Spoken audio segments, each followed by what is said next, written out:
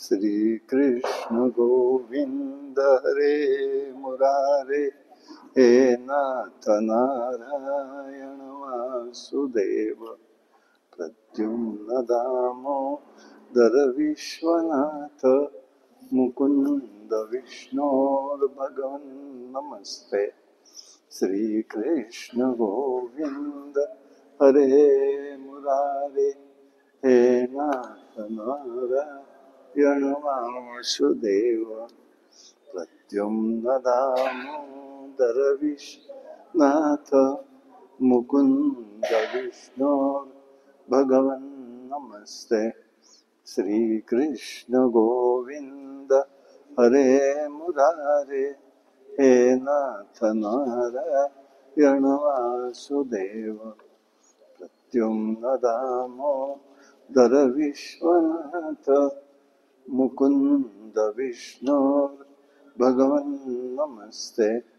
श्री कृष्ण गोविंद हरे मुरारे, हे नाथ नारायण वासुदेव, प्रद्युम्न दामोदर विश्वनाथ, मुकुंद विष्णोर्भगवन् नमस्ते। पुंडलीकवरदा हरि विठ्ठल, श्री ज्ञानदेव तुकाराम, अवधूत चिंतन श्री गुरुदेव दत्त, भगवान गोपाल कृष्ण महाराज के जय। भगवान श्रीधर स्वामी महाराज के जय। जय जय रघुवीर समर्थ। ओम पूर्णमिदं पूर्णात् पूर्णमुदच्यते, पूर्णस्य पूर्णमादाय पूर्णमेवावशिष्यते।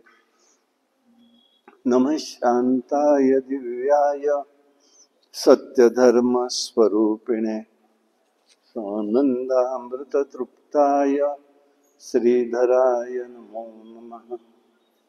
कृष्णाय वासुदेवाय हरे परमात्मने, प्रणतक्लेशनाशाय गोविन्दाय नमो नमः। कस्तुभनारायणं नमस्कृत्य नरं चैव नरोत्तमं, देवी सरस्वतीं व्यासं ततो जयमुदीरयेत्। एवं प्रसन्नमनसो भगवत भक्ति योगता, भगवत्तत्त्वविज्ञानं मुक्तसंगस्य जायते।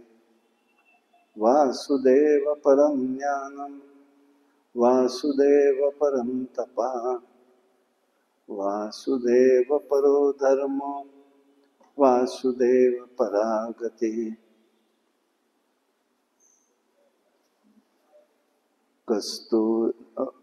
ओम कस्तूरीतिलकं ललाटपटले, वक्षस्थले कौस्तुभं, नासाग्रे वरमौक्तिकं, करतले वेणुकरे कङ्कणम्। सर्वांगे हरिचन्दनं सुललितं, कण्ठे च मुक्तावली। गोपस्त्रीपरिवेष्टितो विजयते, गोपालचूडामणि।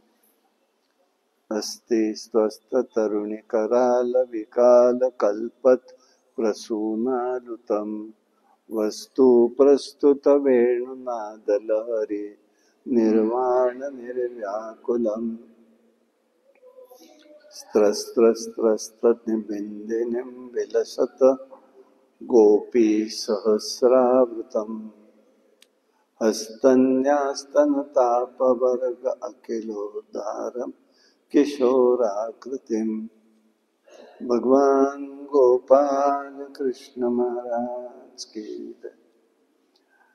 ओम जन्माद्यस्य यतोऽन्वयादितरतश्चार्थे सविघ्नस्वराट्, तेने ब्रह्महृदाय आदिकवये मुह्यन्ति यत्सूर्या, तेजो वारिमृतां यथा विनियो यत्र सर्गो मृषां दाम्ना स्वेन सदा निरक्तकुहकं सत्यं परं धीमहि।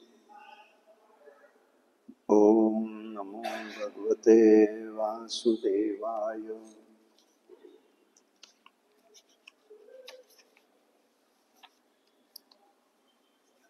ॐ नमो भगवते वासुदेवाय।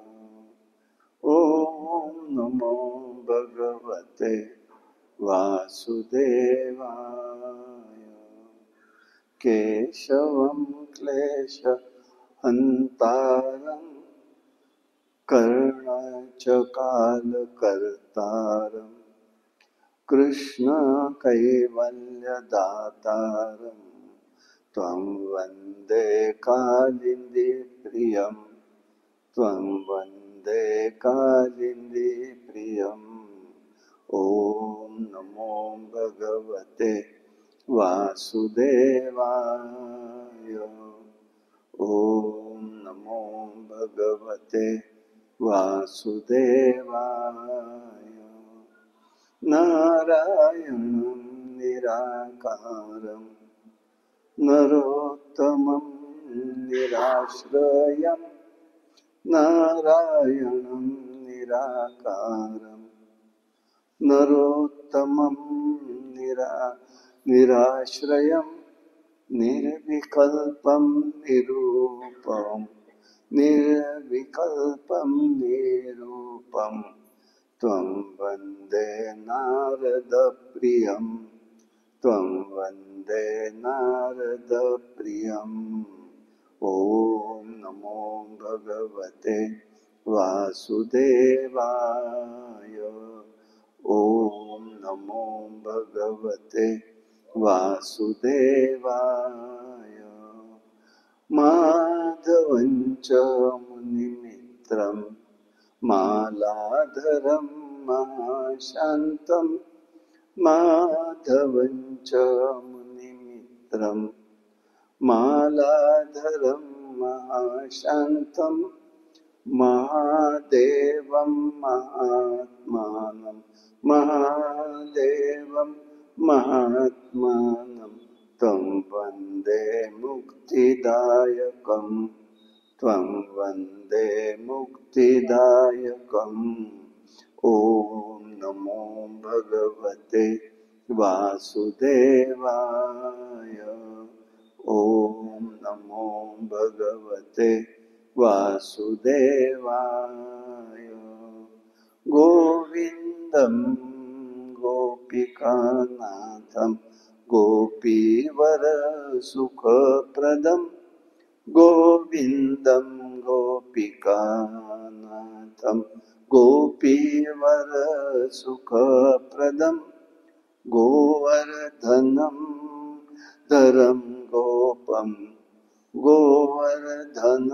धरं गोपं त्वं वन्दे गिरिराजकं त्वं वन्दे गिरिराजकम्। ॐ नमो भगवते वासुदेवाय। ॐ नमो भगवते वासुदेवाय।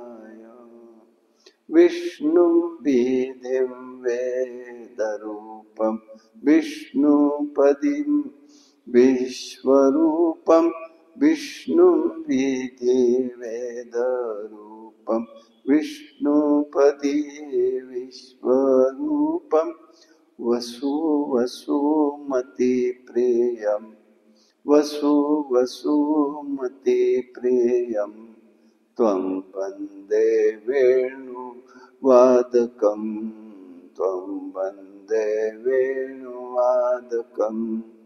ॐ नमो भगवते वासुदेवाय। ॐ नमो भगवते वासुदेवाय। ॐ नमो भगवते वासुदेवाय। भगवान गोपाल गोपाल कृष्ण महाराज की जय।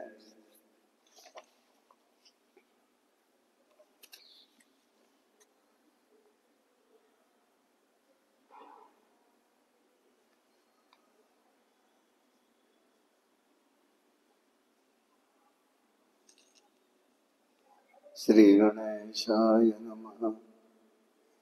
ईजे च भगवन्तं यज्ञकृतुरूपं कृतिर्भिरुच्यते श्रद्धा वृत्ताग्निहोत्र पूर्णमास चातुर्मासस्य सोमानं प्रकृति विकृति विसृजन्ते चातुर्होम विधानम्।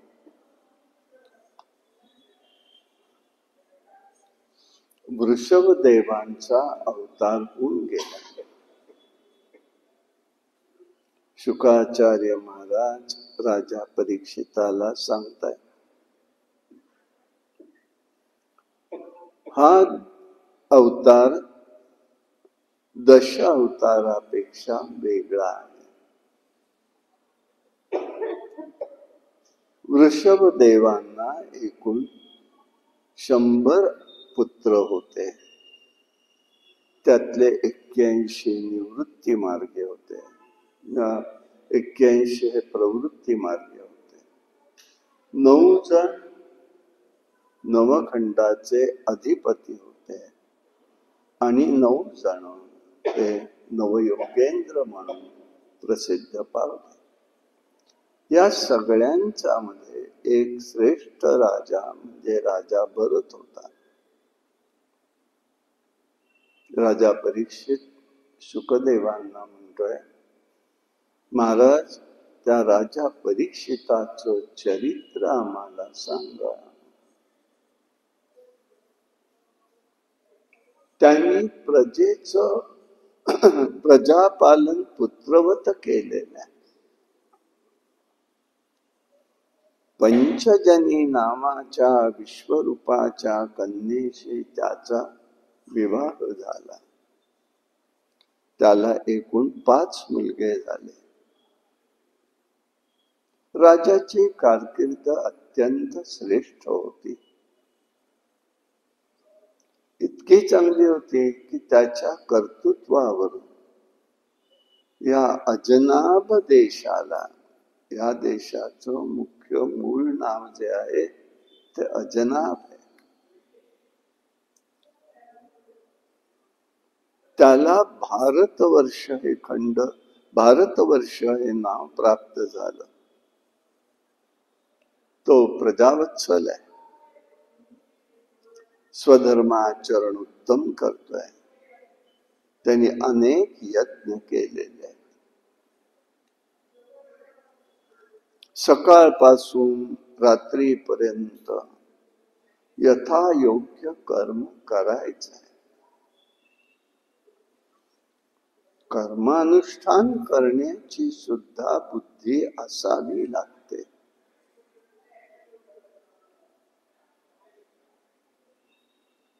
हाही एक कर्मयोगाचा विषय राहतो। पुष्कळ विचार त्यामध्ये येतात, परंतु हे सगळं करताना तो कुठल्या विचाराने करतोय? जे तुला आले कर्मनाशे ते आदि पुरुषी अर्पिते। जे जे म्हणून कर्म करतोय ते त्या परमात्म्याला तो अर्पण करतोय, हे त्याच्यात महत्वाचं आहे।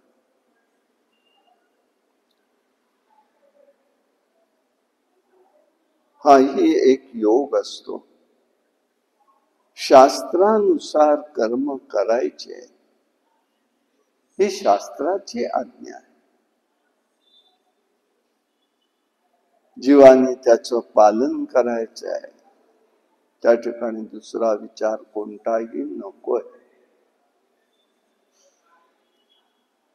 लष्करामध्ये जसं सैनिक अधिकाऱ्यांचं ऐकतात, तसं या ठिकाणी धर्माचरण करणं आवश्यक आहे। धर्मराजांना द्रौपदीने हेच विचारलं वनात आल्यावर, एवढं धर्माचं करता, धर्माचरण करतो म्हणता, काय मिळालं तुम्हाला ते सगळं करून? वनातच यावं लागलं ना. तेव्हा त्यांनी उत्तर दिलंय धर्मराजांनी, मी धर्माने मला काही द्यावं म्हणून मी धर्माचरण करतच नाही. ही वेदाची आज्ञा आहे म्हणून ती मी करतोय. म्हणून धर्मपालन हे कसं असतं? दृष्टादृष्ट असतं.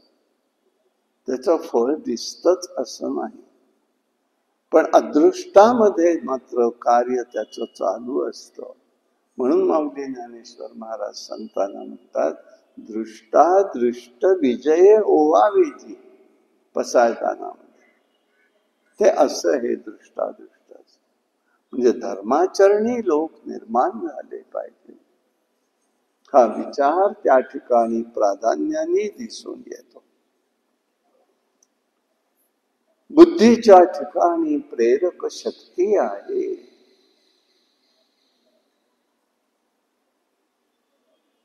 यज्ञ करायचा आहे, संकल्प केलेला आहे. पत्र, पुष्प, फल, साहित्य सगळं मिळवायचं आहे.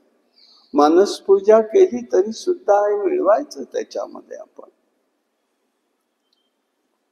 वासुदेवाला सगळं अर्पण करायचंय. मी करता समजणं हे बद्धतेचं लक्षण आहे. भगवंत माझ्याकडून करून घेतो ही भावना हवी आहे. प्रत्येक जीवाची ही भावना आहे. आम्ही देवाचं करतो, कोण करणारे रे तुम्ही? तो करून घेतोय. जसं लोहचुंबक असतं, त्याच्या कक्षेमध्ये जे जे असतं ते आकर्षित करून घेतो. तेव्हा भगवंत हा लोहचुंबक जर धरला तर त्याच्या कक्षेत तर आपण नको काय यायला, की जेणेकरून आपण त्याच्या सान्निध्यात राहू.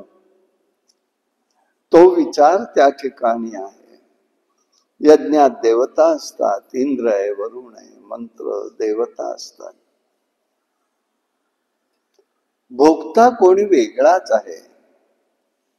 भगवान श्रीहरी त्या ठिकाणी सगळं पाहत असतात. भगवान श्रीहरी ही नियामक शक्ती आहे. हे त्याच्या सामर्थ्याने घडत असतं. अधिकारी मंडळी काम करतायत,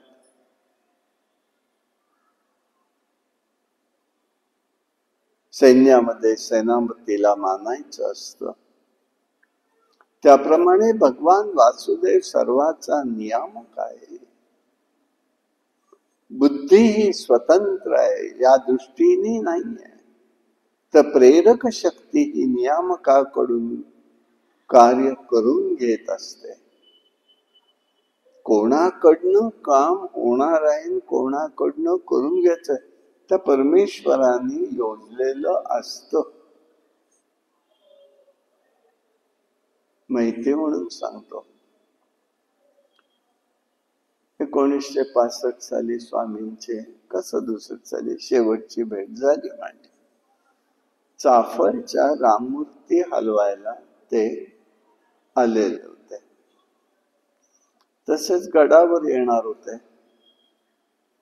म्हणून आजोबांनी निरोप दिला, स्वामी आता पुढे एकांतात जायचं असं ऐकलंय, आता आलेत ते इकडे, सज्जन गडावर येतात, तेव्हा तुम्ही दर्शन घ्यायचं असेल तर चटकन येऊन जा.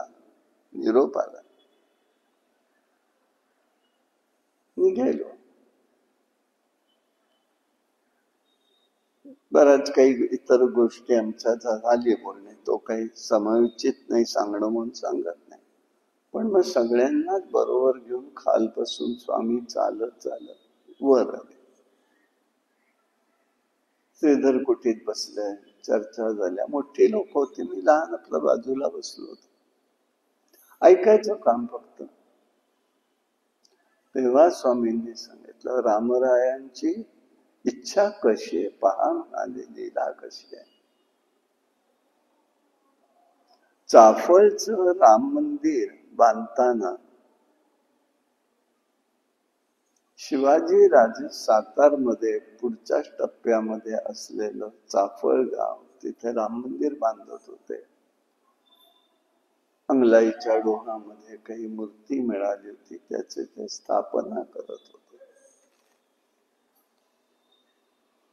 मंदिर बांधता येते. शिवाजी राजांना कळलं, रामदासी मंडळी काम करतायत, सगळे समर्थ स्वतः करतायत. आणि त्याच्यात दुसरा भाग महत्वाचा, शिवाजी राजांना कळलं. शिवाजी राजे आले घोड्यावर, स्वामी तुम्ही का करता काम? मला निरोप द्यायचा ना, मी माणसं पाठवले, ते रसद पाठवले असते, मंदिर बांधलं गेलं असतं. तुम्ही का करता असं? आम्हाला सांगायचं. एकदा, दोनदा, तीनदा झालं. स्वामींनी पहिलं दुर्लक्ष केलं, नंतर म्हणाले, राजे, धर्म प्रसाराचं काम आमचं आहे, धर्म रक्षणाचं काम आपलं आहे. आपलं काम आपण करा, माझं काम मला करू दे. आणि रामराया ज्याच्या मनात आहे त्याच्याकडून काम करून घेत असतो. हे चांगलं माझ्या लक्षात राहिलं. स्वामी या शब्दात बोलले. बघा म्हणाले, आता रामाची इच्छा झाली, 300-400 वर्ष झाली, आता मफतलालला बुद्धी झाली. प्रेरणा देणारे हेच मफतलाल त्यांचे शिष्य होते. त्यामुळे त्यांच्याकडून स्वामींनी काय सेवा करू, मंदिर जीर्ण. हे झालं ना भूकंपामध्ये, कोयनेच्या भूकंपात ते पडायला आलं, जीर्णोद्धार कर. तो आत्ता जो जीर्णोद्धार केलेला आहे तो मफतलाल ग्रुपनी केलेला, स्वामींच्या प्रेरणेने केला. म्हणून ते लोक म्हणाले की आता असं करा स्वामी, या मूर्ती तिथून बांधकाम होईपर्यंत हलवल्या पाहिजे, त्याच्याशिवाय ते होणार नाही. तेव्हा तुमच्या हस्ते हलू देत.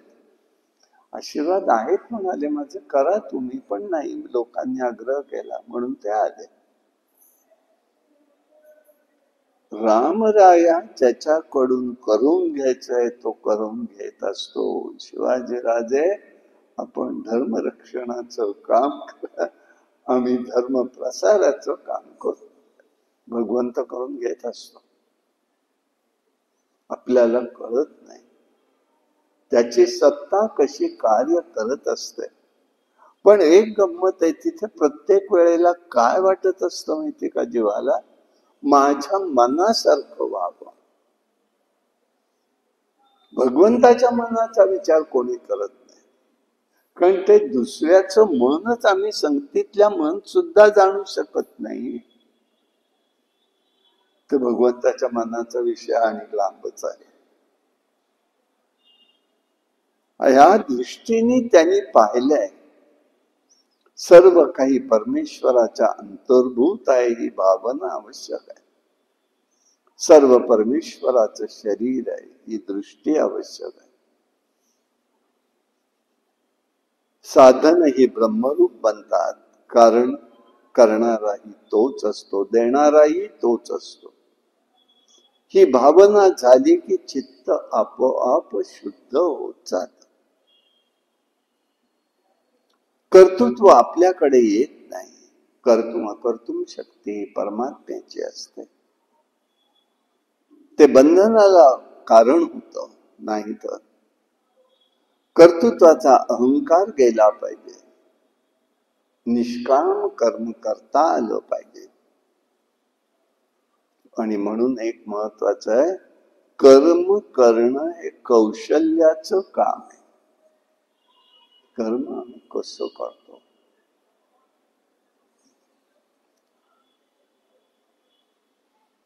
सुकृतानी पूर्वसुकृतानी सगळं प्राप्त होत असतं. राजाची भक्ती ही आता दृढ झालेली आहे, मनात आली. आता मुलं ही सज्ञान झाले, मुलांच्या वाटण्या करून दिल्या आणि लगेच ते पुढे वनामध्ये तपश्चर्येला गेले. गंडकी किनारी हरिआश्रम म्हणून आहे, तिथे त्याने आपली उपासना करायला प्रारंभ केला. पुलहाश्रम आहे तिथे.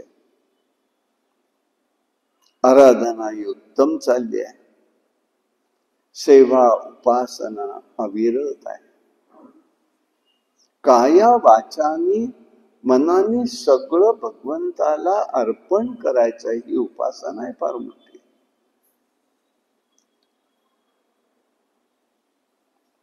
सगळ्यात तल्लीन होऊन जातोय, स्वतःला विसरायला होत आहे त्याला. सूर्योदयाच्या वेळेला सूर्यनारायणाची स्तुती करावी, हा अभ्यास आहे. आता राजा मी राजा होतो हे विसरून गेलाय, ऐश्वर्य सगळं विसरलाय. दैव विचित्र आहे. एक दिवस दुपारच्याच वेळेला तो ध्यानस्थ बसलेला आहे वृक्षाखाली. पुढे गंडकी वाहती आहे.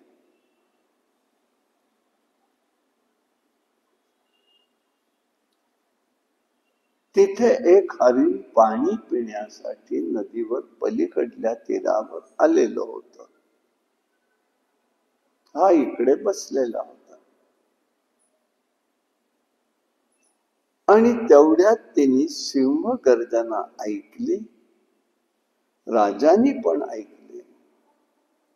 ती हरणी घाबरली आणि तिने एकदम उडी टाकली. ती पाण्याच्या प्रवाहातनं ती इकडे येऊ लागली.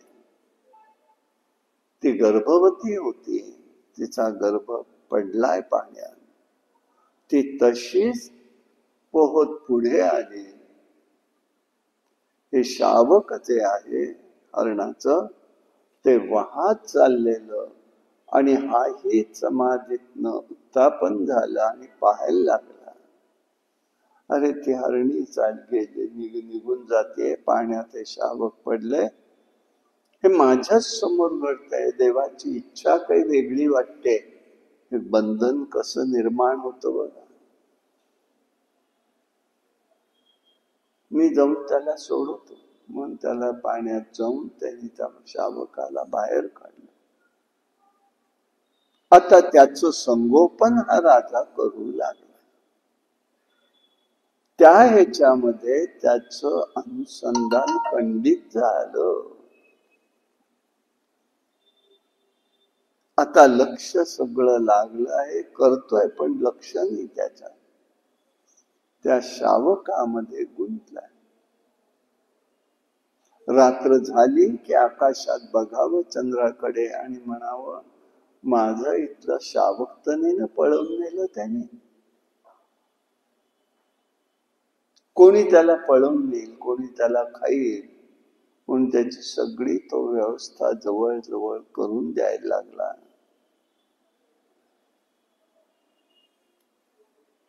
त्याला त्या शावकाच्या पिलाची प्रेम जडलं. ती जबाबदारी आपलीच आहे असं वाटून आत्मचिंतन हे सुटून गेलं. आज बघा नवीन नवीन ठिकाणी कसं होत आहे. अलीकडल्या काळात आपण नोकरी करतो, मुलांना वाढवतो, आई नोकरी करते, वडील नोकरी करतात. आता मुलांची मुलं होतात, पण आता आई वडील काय म्हणतात, आम्ही आहोत ना, मग त्याला पाळणाघरात कशाला ठेवायचंय. आम्ही सांभाळू की, आम्ही कशासाठी आहोत? एक प्रपंच संपवायचा आणि दुसरा सुरू करायचा. आता आपलं निवांतपण आहे. त्यांनी सांगो वा न सांगो, मुलांनी हा विचार करो वा न करो, आपण त्यात गुंतायचं नाही हा विचार मनाला शिवत नाही.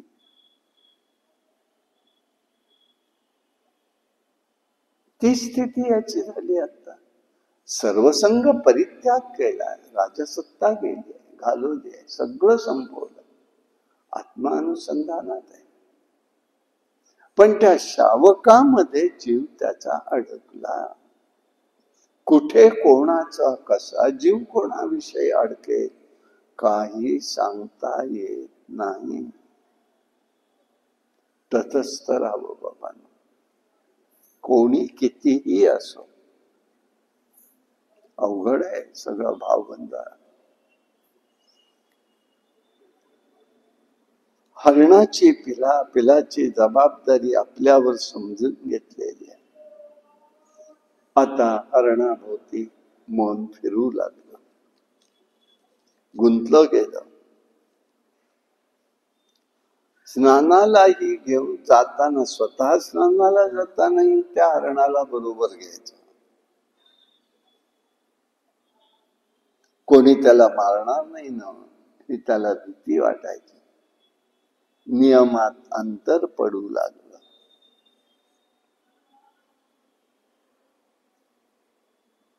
पूजा आहे, कर्म करतोय, पण त्यात लक्ष नाही. काळजी वाटते त्याला सारखी.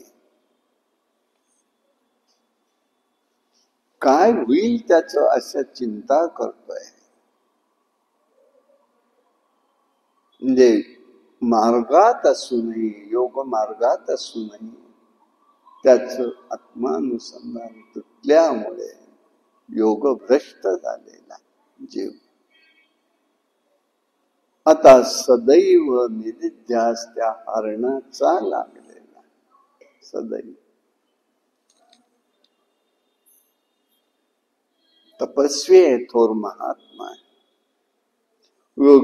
योगाभ्यास सुटला, परमार्थही हातून निसटला. जीवात्मा नित्य आहे. शरीर तसं त्याप्रमाणे येत जात आहे. एक गेलं दुसरं प्राप्त होतं. किती ये जा होते काही सांगता येत नाही. कोणालाही सांगता येत नाही, कोणाचंही सांगता येत.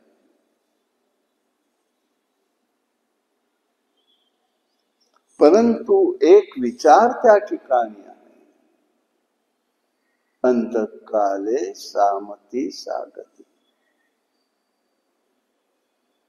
अंतकाळ जवळ आलेला. शास्त्र सांगतं, जशी अंतकाळाच्या वेळेला बुद्धी असेल, मन असेल ज्या विचारात, त्याच विचारामध्ये तो जन्म घेतो, त्याच योनीत तो जातो.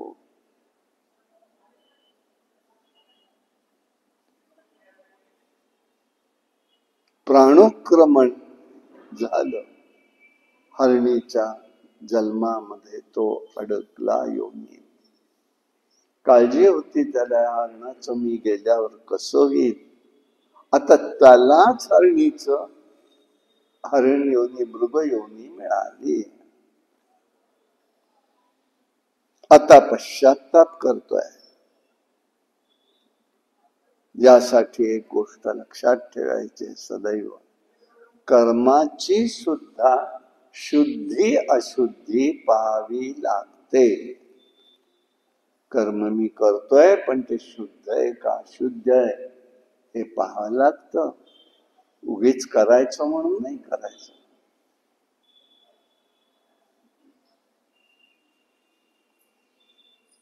त्यासाठी हरिण जन्म त्याला प्रारब्ध कर्माने आलेला.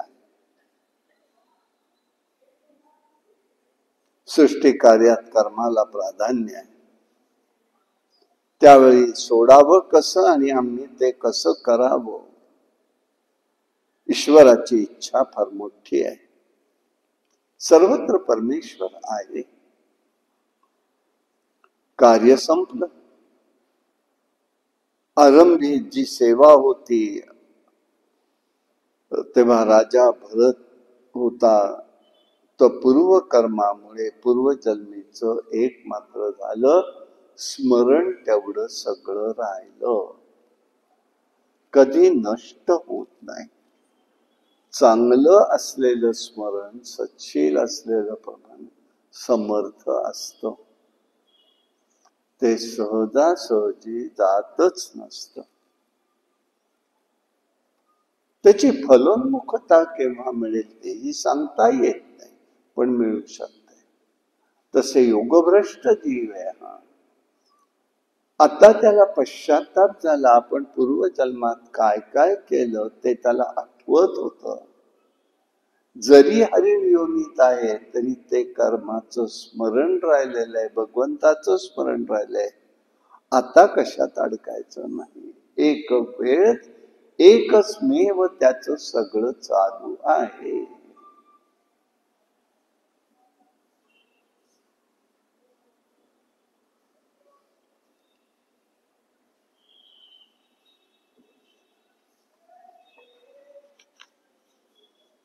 प्रेमासक्तीने मृगयोनी आली. विस्मरण हे मृत्यूचं स्वरूप आहे. पूर्व कर्माचे सगळा अभ्यास आहे. ईश्वराची मोठी कृपा आहे. आता पश्चाताप झाला. वासुदेवाची अखंड प्रीती राहावी म्हणून सर्वसंग परित्याग केलेला होता. आता हरिणाच्या प्रेमासक्तीने जरी हरिण झाला तरी अभ्यास त्याचा चाललेला आहे. श्रीहरीचा अखंड चिंतन तो करतोय. कालांतराने तोही देह सुटला. अखंड चिंतन आहे. अंगिला गोत्र असलेल्या ब्राह्मणाच्या घरी त्याचा जन्म झाला. परमार्थामध्ये सुद्धा मोठी तपस्या असावी लागते. संतोष, तितिक्षा हे सगळे आत्मगुण असतात. ब्राह्मणाला त्या 2 स्त्रिया होत्या. एकूण 9 पुत्र होते. आता हा भरत त्या घरी जन्माला आला. तो दुसऱ्या पत्नीचा शेवटचा मुलगा होता. ब्राह्मणाचं शरीर प्राप्त झालं. ज्ञान गेल्या जन्मीचं दगदगीत आहे. चूक कळून चुकलेली आहे. चूक झाली आपली हे त्याला कळलेलं आहे. आता त्यांनी निश्चय केलाय, जन्माला आल्याबरोबर आता संगत कोणाचीही कसलीही करायची नाही. लोकांपुढे तो प्रकाशित होतच नाही. आत्मानुसंधानात सदैव राहतोय. लोकांना वाटायला लागतं जडबुद्धीचा आहे म्हणून त्याचं नाव जडभरत असं ठेवलंय. जडत्व स्वीकारलेलं आहे, निरीच्छ आहे.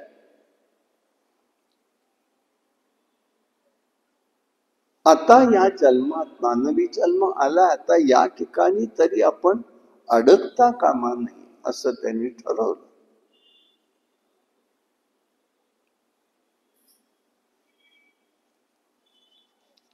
पुष्कळ गोष्टी त्याला शिकवतायत, सांगतायत, पण त्याच्यामध्ये काही परिवर्तन होत नाही.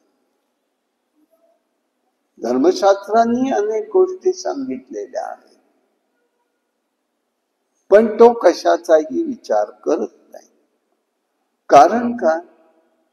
तर तो आत्मानंदामध्ये असल्यामुळे त्याला आता कशाचाही दुसरा आनंद नाही. तो त्यामध्येच आहे.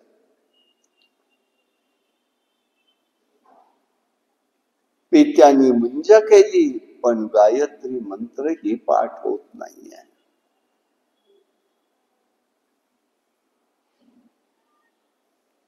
त्याला कोणीही ओळखलं नाही. महात्म्याला महात्मा म्हणून ओळखणं हे अत्यंत अवघड असतं. आम्ही नको त्याला महात्मा म्हणू, पण आमच्या इथे शेजारी जर महात्मा असेल तरी आम्ही ओळखू शकत नाही. संगतीत आलं तरी ओळखता येत नाही. कारण काय? आमच्या स्वत्वाच्या संकल्पना असतात, त्या भोवतीच आम्ही फिरत असतो. त्याचा हा दुष्परिणाम होतो. आता आई वडीलही गेले, सगळ्या भावांनी आपापलं वाटून घेतलं, याला काही दिलं नाही तरी हा काही बोलत नाही. नको, काम करावं, दिलं कोणी तर द्याय खायचं, नाही दिलं तर काही बोलायचं. मलिन कपडे झाले, पण गळ्यामध्ये यज्ञोपवीत आहे, धनवा आहे, म्हणून हा ब्राह्मण आहे एवढंच ओळखण्याची खूण आहे.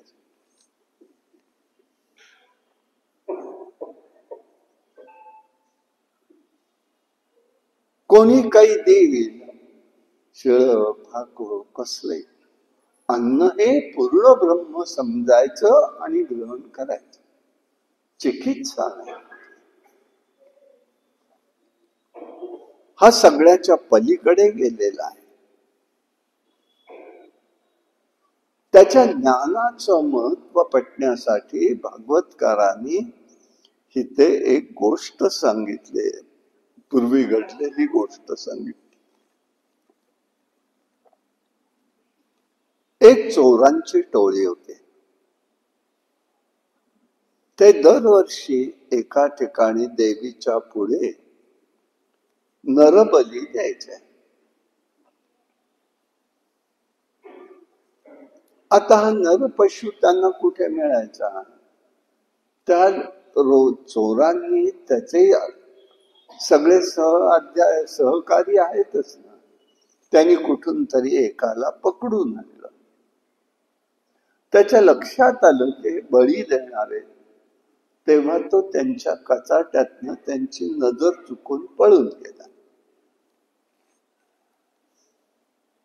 आता ह्या रक्षणकर्त्या आणलेल्या लोकांना वाटलं राजेसाहेब, म्हणजे चोरांचाही राजा असतो म्हणे बर का, राजेसाहेब आपल्यावर रागवतील, आता चला कोणीतरी बघितला पाहिजे, म्हणून ते बाहेर पडलेले. पण हा जडवर काही कोणाला बोलायचा नाही. कोणी कामाला न्यायचं, पैसे दिले दिले, नाही दिले नाही, खायला दिलं दिलं ठीक, नाही दिलं नाही. शेतात तो काम करत होता. त्यांनी विचारलं त्या चोर माणसाने की काय करतोस, काम करता? मग आमच्याकडे येशील का कामाला? येईन म्हणाले. कधी येशील? म्हणाल तेव्हा येईल. चल म्हणाले. आता बरं आहे, धड धाकट वगैरे आहे, चांगलं आहे, धष्टपुष्ट आहे. राजेसाहेब त्याला पाहून खुश होते. अशा भूमिकेने त्यांनी त्या ठिकाणी त्याला पकडून ने गुफेमध्ये आणलेला आहे.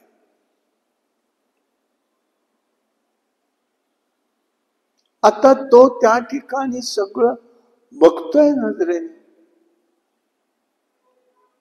संध्याकाळ झाली तसे अनेक इतर चोर आले. चोरांचा राजा आहे ना. राजेसाहेबांनी त्याला पाहिलं, नरपशु यावेळेला फारच छान मिळालाय म्हणाले, दष्टपुष्ट आहे. आणि त्याप्रमाणे त्यांनी त्याला नवमाखू घातलं, चांगले कपडे दिले. आता त्याच्या लक्षात आलं, बरं झालं म्हणाला, आपण काही करण्यापेक्षा आपण आता या देहातनं सुटणार आणि लवकरच मोकळे होऊन जाणार. आत्मा अविनाशी आहे, नैनं छिंदन्ति शस्त्राणि. या बोधावरती तो स्थिर आहे, हे लक्षात घ्यायचंय. हा अभ्यास आहे, तुम्ही आम्ही लगेच बघायचा नाहीये, पण परिस्थिती कशी येते आणि प्रगट होताना हे सगळं सामर्थ्य आपल्याही जवळ येऊ शकतं जीवाकडे. पण आज नाही येत आहे. आज ह्याच्याजवळ ते प्रगट आहे, दगदगता ज्ञान आहे. शब्द बोलत नाहीये, आसक्त नाही, त्याला आनंद वाटला. आता या देहातून आपण लवकरच मोकळे होणार, सर्व खेळ संपणार. त्यांचे ते ढोल वाजायला लागले, त्याला पंचपक्वान्नाचं जेवण दिलं. आता कोणाला जर कळालं आता आपला मृत्यू आहे, कोणाला अन्न गोड लागेल का? पण हा अगाध आहे. निवांत सगळं जेवण जेवला, त्याला कपडे घातलेलेच होते. आता वेदीवरती त्याला आणलाय. आता मात्र त्या भगवतीला पाहावेना. निरापराध व्यक्तीचा जीव घेता येते हे योग्य नाही. ती त्या मूर्तीतनं दिव्य ज्योत प्रगट रूपात झाली. भगवती अष्टभुजा नारायणी प्रगट झाली. तिने सगळ्या चोरांना मारलं, हा बघतोय. तिने त्याच्याकडे पाहिलं, यांनी तिच्याकडे पाहिलं. कोणी कोणाशी बोलत नाही. शेवटी ती आपले तेज त्याचं ज्योतिरूप परत झालं आणि मूर्तीमध्ये समाविष्ट झालं. आता म्हणाला आपला भोग आहे, आता किती काळ वाट बघायची कोणाच ठाऊक. बर, जाताना त्या देवीला म्हणावं का निदान थँक्स बिन्स काही? काही नाही, कशाचा काही विचार नाही, पाहिलं नाही, बोललाही नाही, तिला नमस्कार सुद्धा नाही. कारण तो आत्मानंदात होता, अभिमान म्हणून नाही. नित्य एकदा बुद्धी म्हणून चित्त हे एकदा का स्थिर झालं भगवंताच्या चरणाशी की बाह्य उपचार सगळे विसरून जातात. आणि म्हणून पहिल्यांदाच आपल्याला ज्ञानाला ज्ञानी म्हणून ओळखणं अत्यंत कठीण असतं. पडला बाहेर गुफेतनं, सकाळ झाली होती, सूर्योदय होत होता.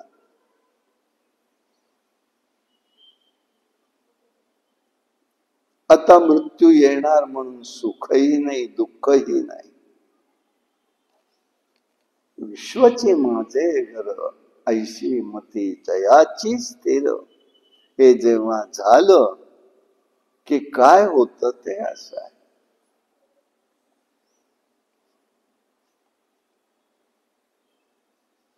मृत्यू जवळ असताना वृत्ती जीवाची स्थिर राहायला पाहिजे. मला सांगायला फार सोपं आहे, मला माहितीये, तरी मी सांगतोय. अहो कुठेतरी आठवण झाली तर बघून. म्हणून अखंडित नाम पाहिजे मुखामध्ये. नामाचं महत्व काय? ह्या विश्वामध्ये, विश्वसृष्टीमध्ये पहिलं प्रगट काय झालेलं आहे? नाम झालेलं आहे. ओम तपहा. ब्रह्मदेवांना नाम मिळालं, तपहा करण्याचा आदेश मिळाला. म्हणून त्या शब्दांमध्ये, नामात ब्रह्मशक्ती असते, ती लांब जाऊन देत नाही. पण असं नाम घेता आलं पाहिजे ना आम्हाला. नाम असं घेता आलं पाहिजे. जपा जपणे उलट प्राणाचा तेथेही मनाचा निर्धारू असे. माऊली ज्ञानेश्वर महाराज सांगतात. निघाला बाहेर पडलेला आहे गुफेतनं. तेवढ्यामध्ये रहुगण नावाचा राजा सिंधू सौवीर या देशाचा राजा आहे. तत्वज्ञान प्राप्त करून घेण्यासाठी कपिलांच्या आश्रमामध्ये तो निघालाय.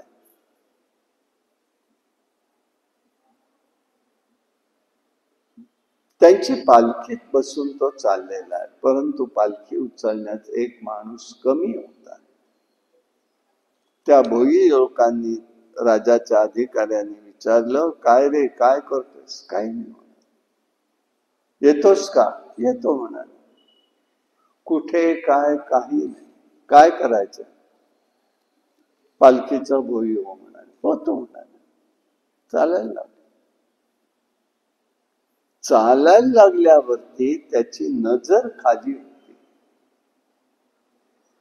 पायाखाली आपल्या किडामुंगी सुद्धा हत्या होऊ नये, कोण्याही जीवाचा नगडो मत्सर, हातनं त्या जीवाची सुद्धा हत्या व्हायला नको म्हणून तो उड्या मारून चालायला लागायचा. आणि उड्या मारत असताना हिसका पालखीत बसलेल्या राजाला बसायचा. राजा म्हणाले, असं का पालखी चालवत आहे, काय करतात? तेव्हा त्या लोकांचं नाव, नवीन माणूस आलाय ना, तो असाच उड्या मारत होता. त्यांनी सांगितलं अधिकाऱ्यांनी, बाबा असं करू नको, राजसाहेबांची पालखी आहे आणि असं होऊन त्यांना त्रास होतोय पुढे, असं वागू नको. ठीक आहे. पुन्हा आपलं तेच.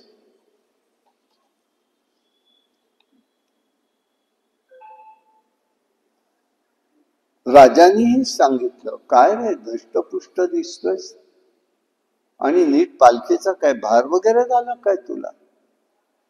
हे बघ, मी राजा आहे, मी मनात आलं तर शिक्षा तुला करू शकतो.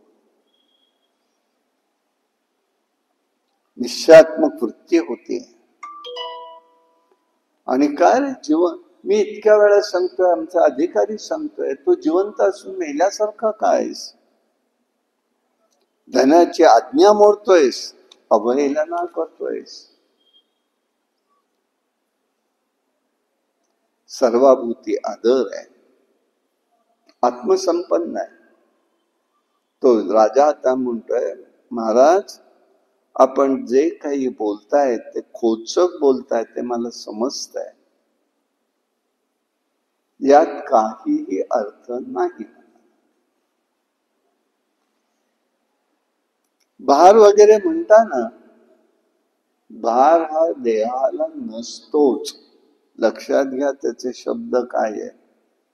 मला असं वाटतं, मी कष्ट करतो, मी हे करतो, मी हे केलं म्हणून मला आता असं दुखणं आलं, हे व्यर्थ आहे. हे पूर्ण व्यर्थ आहे. अशाने होत नसतं असं ते इतकं. हे इथे तर दाखवतोय, भार वगैरे होतच देहाला नसतो. स्थूलपणा, कृशपणा, म्हातारपण हा देहाचे अभिमान आहे. ते जन्माला येतात जे येतात त्यांनाच ते असतात. मी देह अभिमानी नाही म्हणून मला त्याचा संपर्क नाही. तुम्ही किती काय बोलायचे ते बोला. जन्म मरण हे विकारी पदार्थ आहेत. ते सर्वांनाच नियमानी असतात. नियामक परमात्मा आहे, सर्व अहम भावना आहे, अभिमान आहे, सगळं कल्पनेचा खेळ आहे. मी दंड करेन वगैरे म्हणताय, अहो पण मी मुक्तच आहे. मालाचा दंड केला तर पिठाला परत दळल्यासारखंच होईल. दंड कसला करताय? शुकाचार्य महाराज म्हणाले, मनुष्याला आत्मा मानलं की हेच, देहाला आत्मा मानलं हे अज्ञान आहे. रहुगण राजा तत्वज्ञानाचा अधिकारी आहे. ओळखलं त्याचं बोलणं. पालखी थांबवली. जडभरताला त्यांनी नमस्कार केला. महाराज, मी ओळखलं नाही आपल्याला, क्षमा करा.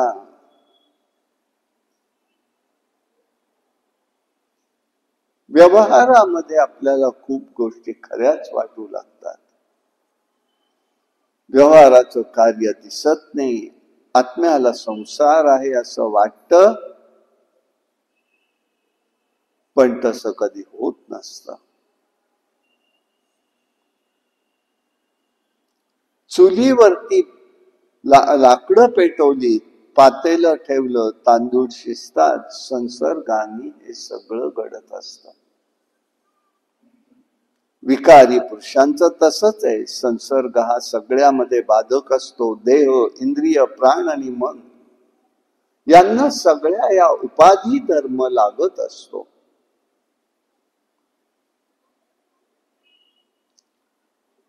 स्वधर्म चरण रूपी परमात्म्याची आराधना करावी, पापमुक्त व्हावं. आता जडभरत बोलू लागलाय पुन्हा. महाराज, राजेसाहेब, जे काही बोलताय ना ते ज्ञान वगैरे काही नाही बरं का तुमच्याजवळ. कायदारिष्ट राजालाच सांगायचं. बडबड मात्र ज्ञानासारखी करता. व्यवहार आणि तत्वज्ञान एकत्र राहू शकत नाही. आणि आम्हीच तो करायचा प्रयत्न करतो. आमची चूक कुठे होते साधकांची? व्यवहार आणि तत्वज्ञान. म्हणून समर्थांचा एक शब्द आहे तिथे, प्रपंच करावा नीटका, मग परमार्थ विवेका. नेटका म्हणजे काय? नीट नेटका नाहीये. नेटका म्हणजे जी तिथे निष्ठा तुम्ही पणाला लावलेली असते ना, ती तुम्ही परमार्थात लावायला पाहिजे. व्यवहारात जे घडणार ते घडतच असतं. ते तुमच्या मनात असो वा नसो. हा विचार त्या पाठीमागे समर्थांचा. तत्वज्ञानातही मोठी तितिक्षा असते. राजेसाहेब, आपण तोंडाने बोलताय फक्त. वेदांनी सांगितलेली कर्म घडावी लागतात. सर्व बाहेरचा संबंध आहे. स्वप्न खरं वाटतं त्यावेळेला आत्माही असतो. चैतन्य स्वरूप दिसतं, सत्य असतं आणि त्यातच जीव अडकून पडतो. मनाने भेद धरला आहे. कामक्रोध विकार थांबले पाहिजे. मन स्थिर झालं पाहिजे. मनोवृत्ती संसारबद्ध, मनोवृत्तींनी संसारात बद्ध होतो. आत्मज्ञान सत्य स्वरूपी आहे. हे साध्य झालं तर त्याकरता आत्मस्वरूप म्हणून ते सत्य तुला वाटतं खरं, परंतु मनाचा निग्रह करण्याचा प्रयत्न करावा.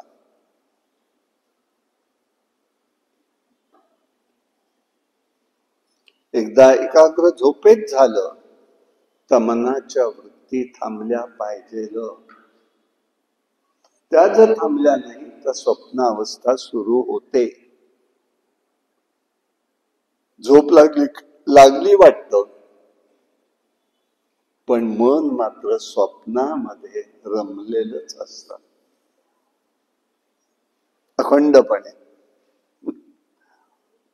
मग चित्तवृत्ती स्थिर कशा व्हायच्या हेच तर महत्वाचं आहे. झोपेत केवळ एका गोष्टीने होतं, भगवत नामान.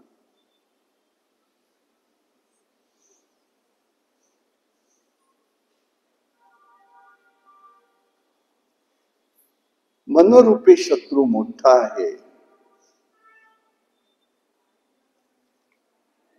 रहुगण राजाला बोध झाला.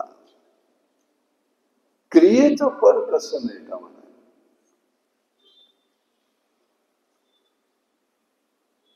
स्वयंपाक केला, भूक लागली, जेवण करायचं का? नाही. ह्या ठिकाणी जीव अडकतो. उपाशी राहावं का जेवण करावं? पण जेवण करायचं असेल तर क्रिया केल्याशिवाय पोट भरणार आहे का? द्वैत ज्ञान हे गेलं पाहिजे. म्हणून वल्लभाचार्यांच्या मार्गामध्ये पुष्टी मार्ग म्हणून म्हणतात. आता दुसरी गोष्ट सांगतात, नित्य जगात आताच्या या विभक्त कुटुंबातलं मला नाही सांगता यायचं कोणाच्याकडे काय असेल. मी 5-6 भावंड, आई, आत्याबाई, तिच्या 2 मुली, 10-12 जणांचं कुटुंब. सणवार, त्याच्यात देशस्थाचं घर, सगळे सणवार, श्राद्ध, पक्ष, सगळं. नवरात्रात तर 9 दिवस रोज पक्वान्न. उशीर व्हायचा, सोहळं ओळं करता करता करता. आणि मग आम्हालाही जेवायला उशीर, पण आम्हाला काय होतं, मागे शाळा पुढे शाळा. एक पाऊल टाकलं का समोरची शाळा, एक पाऊल मागे टाकलं की मागची शाळा. आम्हाला भेदच नव्हता. बेल झाले की जायचं, मधली सुट्टी झाली की परत घरी यायचं.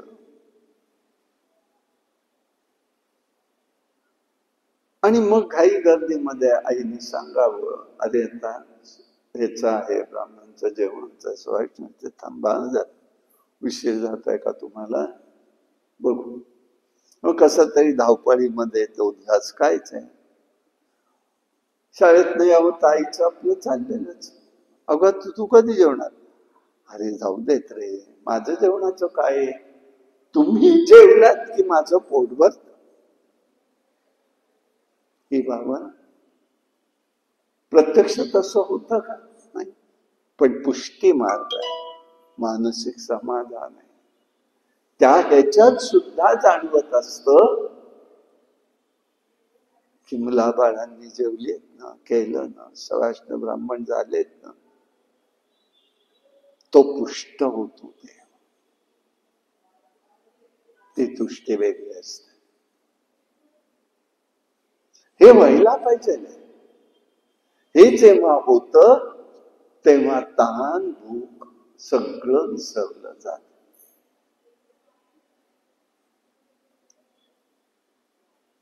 हे सगळं त्यांनी ते पाहिलंय, अनुभवलंय. आता रजोगुण तमोगुण सगळं आहे. अगोदर भेददृष्टी गेली पाहिजे. चांगलं वाईट फळ याचा विचार करताना दिसलं पाहिजे. एकच तत्व महत्वाचं आहे, विवेक करायला हवा. सर्वत्र अनित्य आहे. भात भगत करायला लागलं तर सगळाच भात चाचपडून बघावा लागत नाही. एक शीत, आता तर कुकरमुळे कळतच नाही ते प्रकार. चुलीवरती जेव्हा स्वयंपाक असायचे तेव्हा भात कसा शिजला कसा ओळखायचा. आमच्या आत्या आणि आई तर वासावरती ओळखायचं. ती वाफ येते, त्याचा वास एक येतो, त्या वासा झाल्यावर काता होण्यात आला, आधी काढू नका, नंतर उशीर करू नका.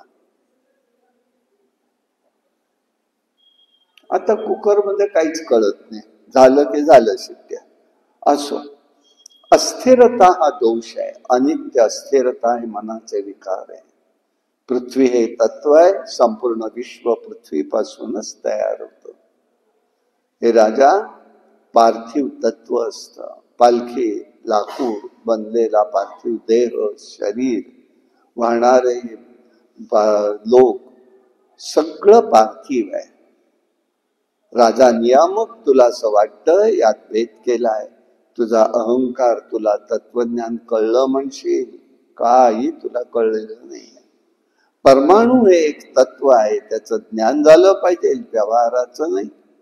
यासाठी ज्ञानरूपी परमात्मा आहे, स्वयंप्रकाशी आहे. ज्ञान हे मर्यादित सत्य आहे. दानधर्म यज्ञ यागाने मिळणार नाही. सेवा देवाची केली पाहिजे. ज्ञानाची सेवा करणं आवश्यक आहे.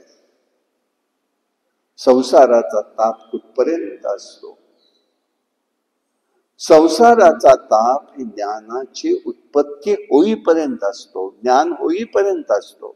एकदा का ज्ञान झालं, हे काय आहे कळलं की ते सूत्र सगळीकडे लागू शकतं. नित्य व्यवहारातली गोष्ट सांगून झाली तरी परत याला अनुषंगाने आलाय विषय म्हणून सांगतो.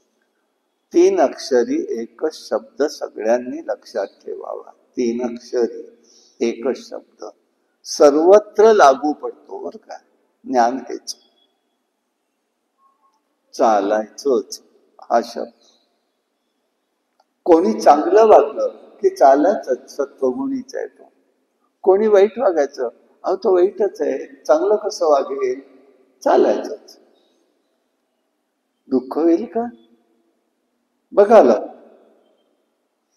मनातच बघायचं आणि सगळीकडे लावायचं आपण आपल्या समोर येणाऱ्या गोष्टींमध्ये. सूत्र आहेत ही सगळी संसाराची सुद्धा. दुःख नाही करत बसायचं. वाहिल्या उद्वेग दुःखची केवळ,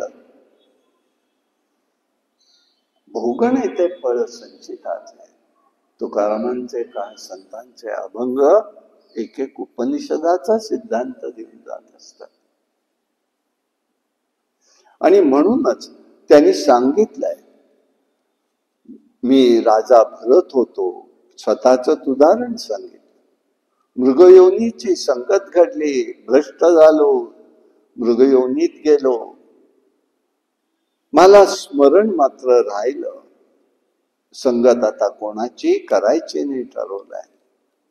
मी कोणाचा गुरु नाही, माझा कोणी शिष्य नाही. त्यातही गुंतायला होतं. मग गुरु शिष्य म्हटलं की त्यातही गुंतणं येतं. नको तो म्हणतोय मी माझा, तो म्हणतो महाराज उपदेश करा. नाही, मी तुझा गुरु नाही. कपिलांकडे चाललास ना, त्यांच्याच कडनं घे, मी नाही देणार. जडवर्तानी त्यांना एक अरण्य रूपी, संसार रूपी अरण्याचं एक वर्णन सांगितलं. त्याचं नाव भवटवीच कथा गोष्ट. एक व्यापाऱ्यांचा तांडा होता. व्यापार करण्यासाठी, द्रव्य मिळवण्यासाठी तो बाहेर पडलाय. फिरता फिरता अरण्यात आला. तांड्याला कोणी पुढारी नव्हतं. या भवटवींना 6 चोरांनी लुटलं. व्यापारी सावध नव्हते. 6 चोरांनी त्यांना ओढत ओढत नेलं. अनेक नगरीतनं पळवलं, फिरवलं. वादळ आलो, पुढे काही दिसत नव्हतं. ठेचा लागून कोणी पडलं. तसेच उभे राहिले. कधी ते व्यापारी राक्षसांच्या क्रूर लोकांच्या तावडीत सापडतात. त्यांना मूर्छा येते, पुढे धाग होते. एका गंधर्व नगरीमध्ये ते पोचतात. तेथे त्यांना सुख वाटतं. शेवटी त्या तांड्यात अनेक दिवस बरोबर राहिल्यामुळे त्या तांड्यातच त्यांचे विवाह संबंध जुळले गेले.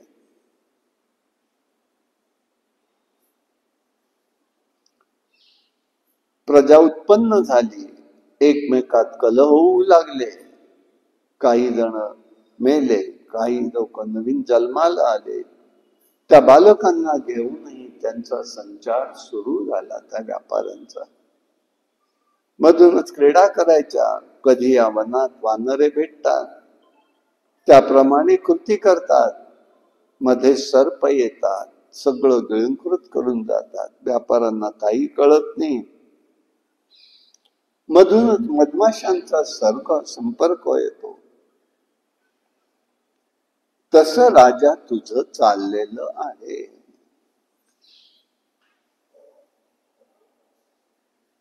जडभरात रघुगण राजाला सगळं सांगतोय.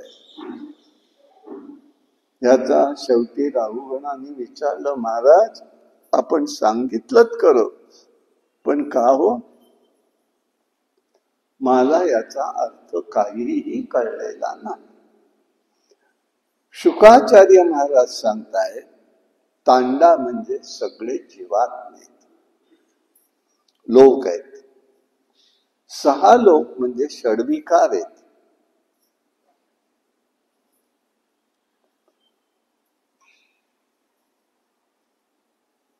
ह्या षडविकारांकडनं जीवाला अनेक गोष्टी कराव्या लागतात, केल्या गेल्या.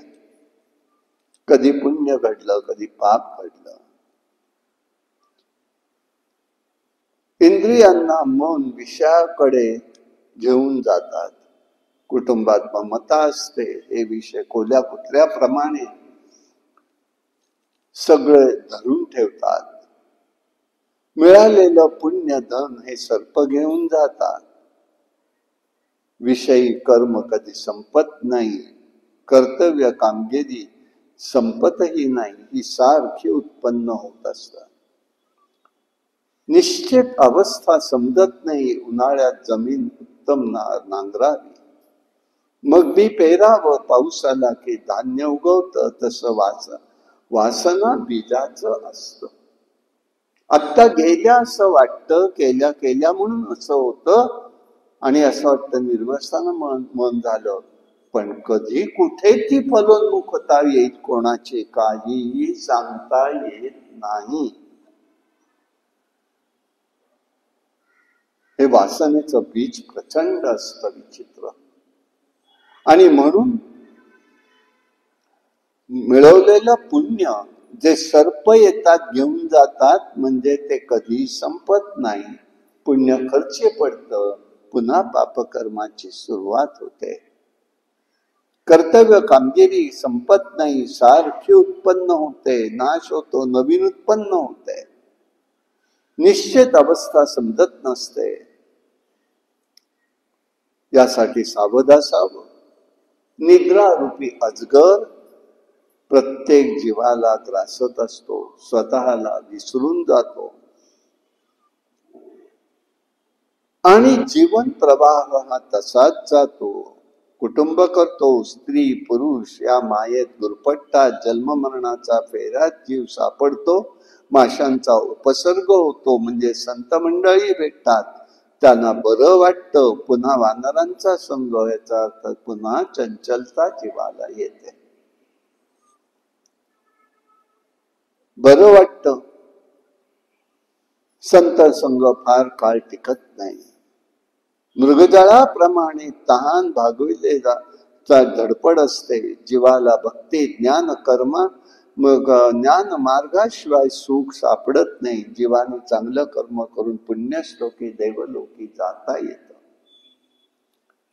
भवटवीचं हे संसार रूपी रूपक त्यांनी सांगितलं. शेवटी शुकाचार्य महाराज म्हणतात, गृहस्थाश्रम हे कर्मक्षेत्रच असतं.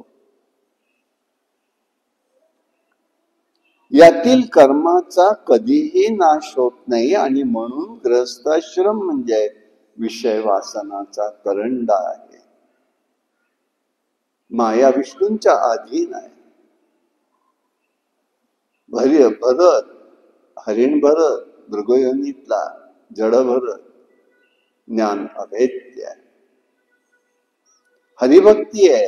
हरिण असूनही ते संगत सुटलेली नाही. चांगदेवांचा विचार जर पाहिला तर देहदृष्टीने त्यांना 1400 वर्षाचं आयुष्य असा अर्थ नाही. त्यांना 14 जन्माचं गेलेल्या 14 जन्माचं ज्ञान आहे, म्हणून ते 1400 वर्ष आहे. 1400 वर्ष जगले तसा अर्थ नाहीये त्याचा. 14 जन्माचं त्यांना ज्ञान होतं, आणि म्हणून आत्मस्वरूपाचे पाहणारे महात्मे असतात. ज्ञानदानी स्वस्ते श्री घेऊन त्यांनी 65व्यात उपदेश केला.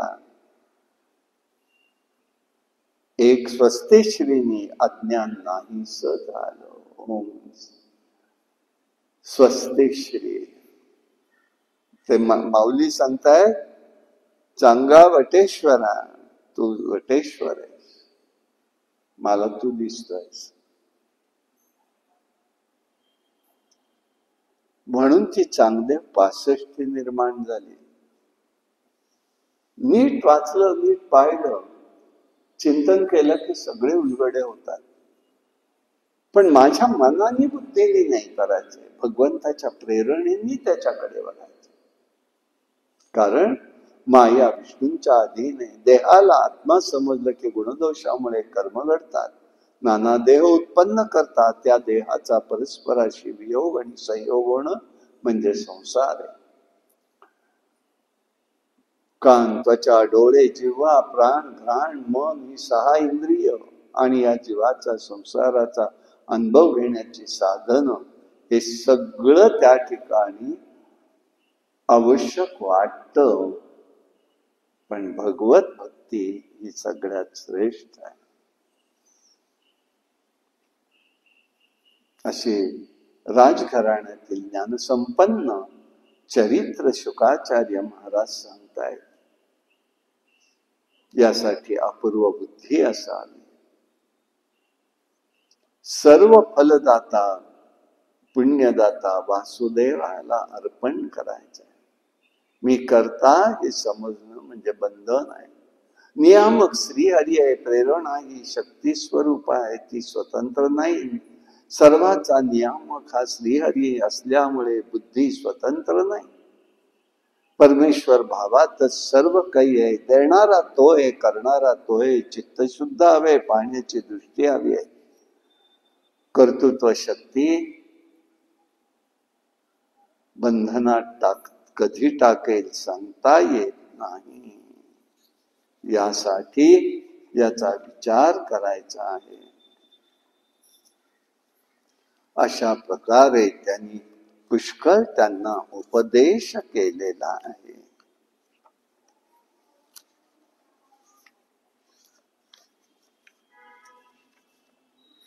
आणि हा जडभरताचं चरित्र सांगून झालं.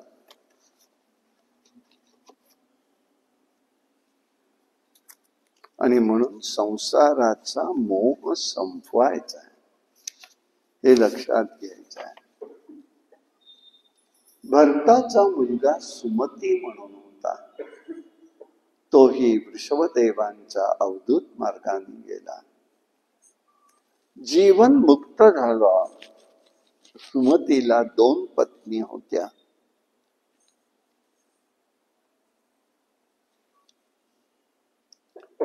वृद्धसेना आणि देवताजित.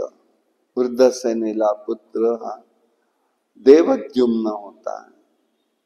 त्याचा हा वंशाचा विस्तार झाला.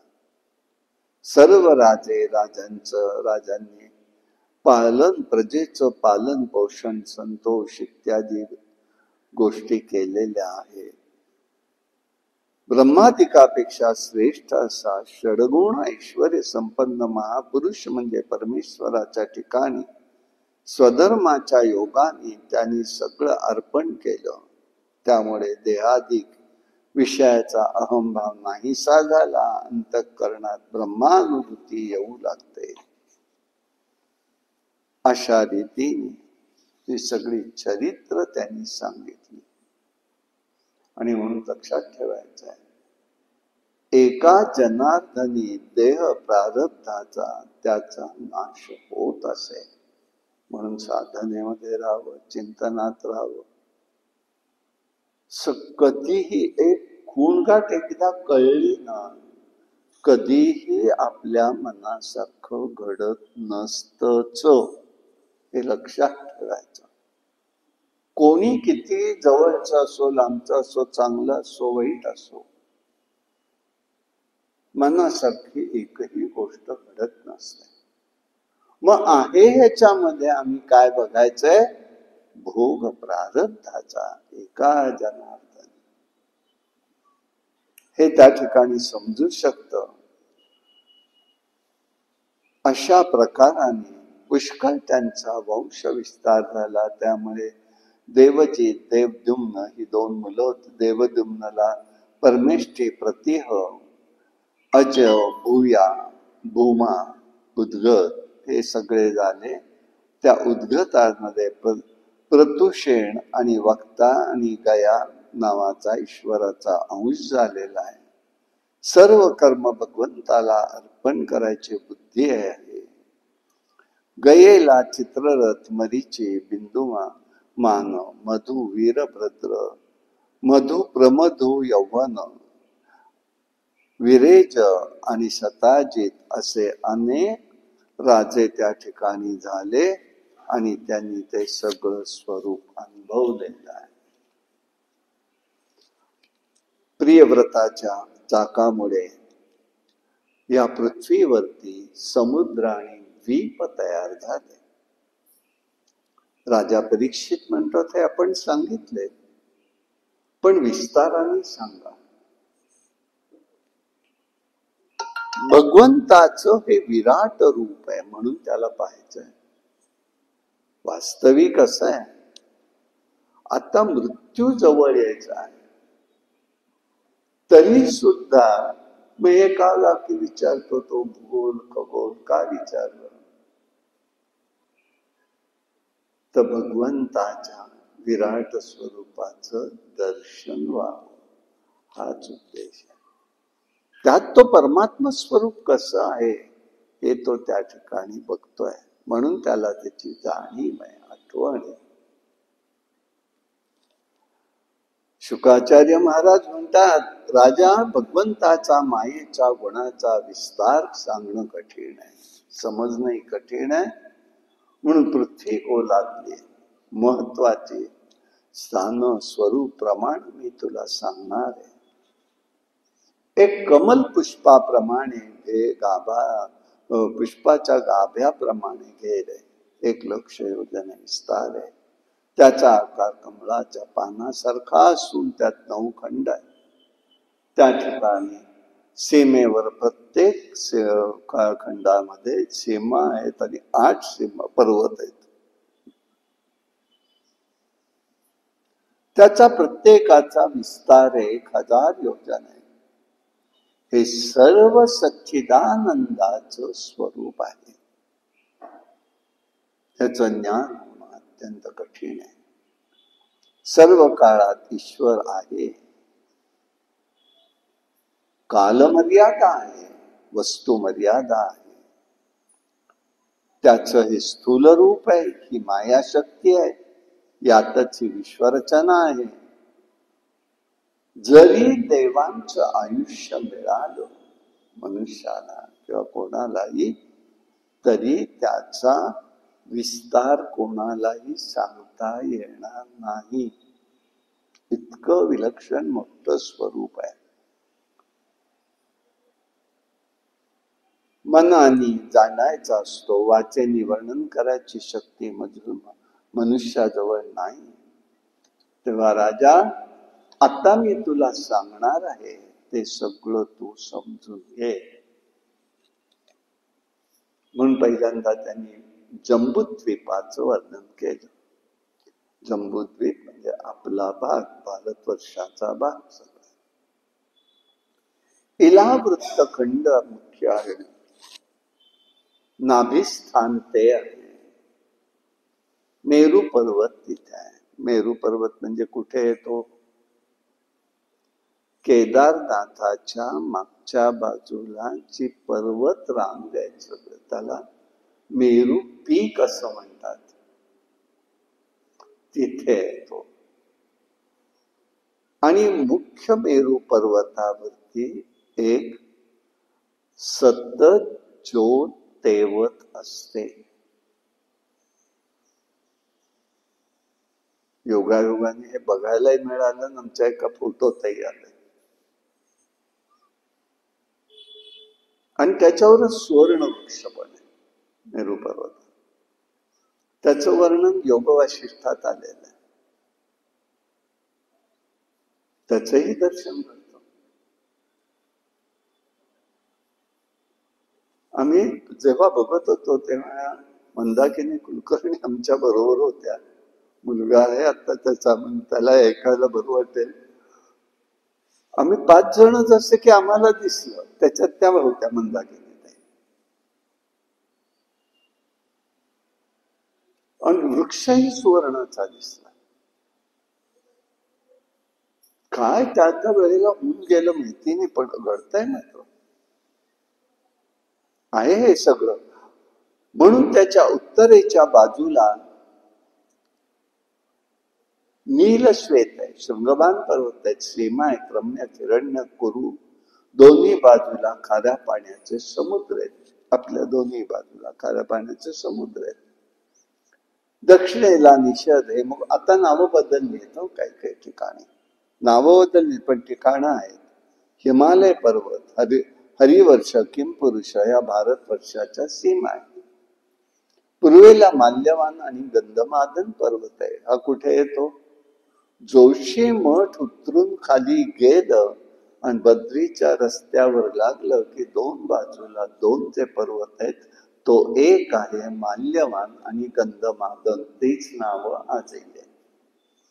आणि जोशी मठ उतरून खाली जायला लागलं की लगेच डाव्या हाताला वरती पाहिल्याबरोबर हत्ती पर्वत दिसतो. पूर्ण आकार त्याचा हत्तीसारखा आहे, म्हणून त्याला हत्ती पर्वत म्हणतात. मंदार, मेरू मंदार, सुपार्श्व, कुमुद हे 4 आधार वृक्ष आहेत. अनेक प्रचंड वृक्ष तिथे आहेत. पर्वतावर दूध, मध, उसाचा रस आणि स्वच्छ पाण्याचे डोह आहेत. याचा अर्थ तिथे दूध प्रत्यक्ष आहे नाही, दूध तिथे पुष्कळ उपलब्ध आहे. आता बघा, आपल्या इथे कोल्हापूरच्या जवळ राधानगरी आहे. तिथे म्हणताना काय म्हणतात, दुधाची गंगा आहे. म्हणजे गंगा काही निसर्गातनं प्रगत नाही, तिथे उपलब्धीची दुधाची आहे. त्या भागात ती गंगेप्रमाणे अगौद आहे. तो ओघ सारखा तिथे येत असतो, हा अर्थ तिथे. मधही तिथे खूप मिळतो. हेही पण सगळं जंगलच आहे ना. मग तिथे उपवन आहे. देव, यक्ष, गंधर्व सतत फिरत असतात. मंदार पर्वतावरून अरुणोदका नावाची नदी वाहते. ती पूर्व आणि पश्चिम भाग खंडाला भिजवते. ते पाणी जमीन भिजवतं व जिथे सूर्यकिरण पोचतात तिथे सुवर्ण तयार होत. आज जे आपले उत्तरेकडले सुवर्णाचे भूमी जे म्हणतात, कारखाने म्हणतात, ते असे आहेत तिथे. मेरू पर्वताच्या पायथ्याशी आणखीन 20 पर्वत आहेत. 8 दिशेला 8 पर्वत आहेत. अशा प्रकाराने पुष्कळ त्याचा विस्तार त्यांनी या ठिकाणी सांगितलेला आहे.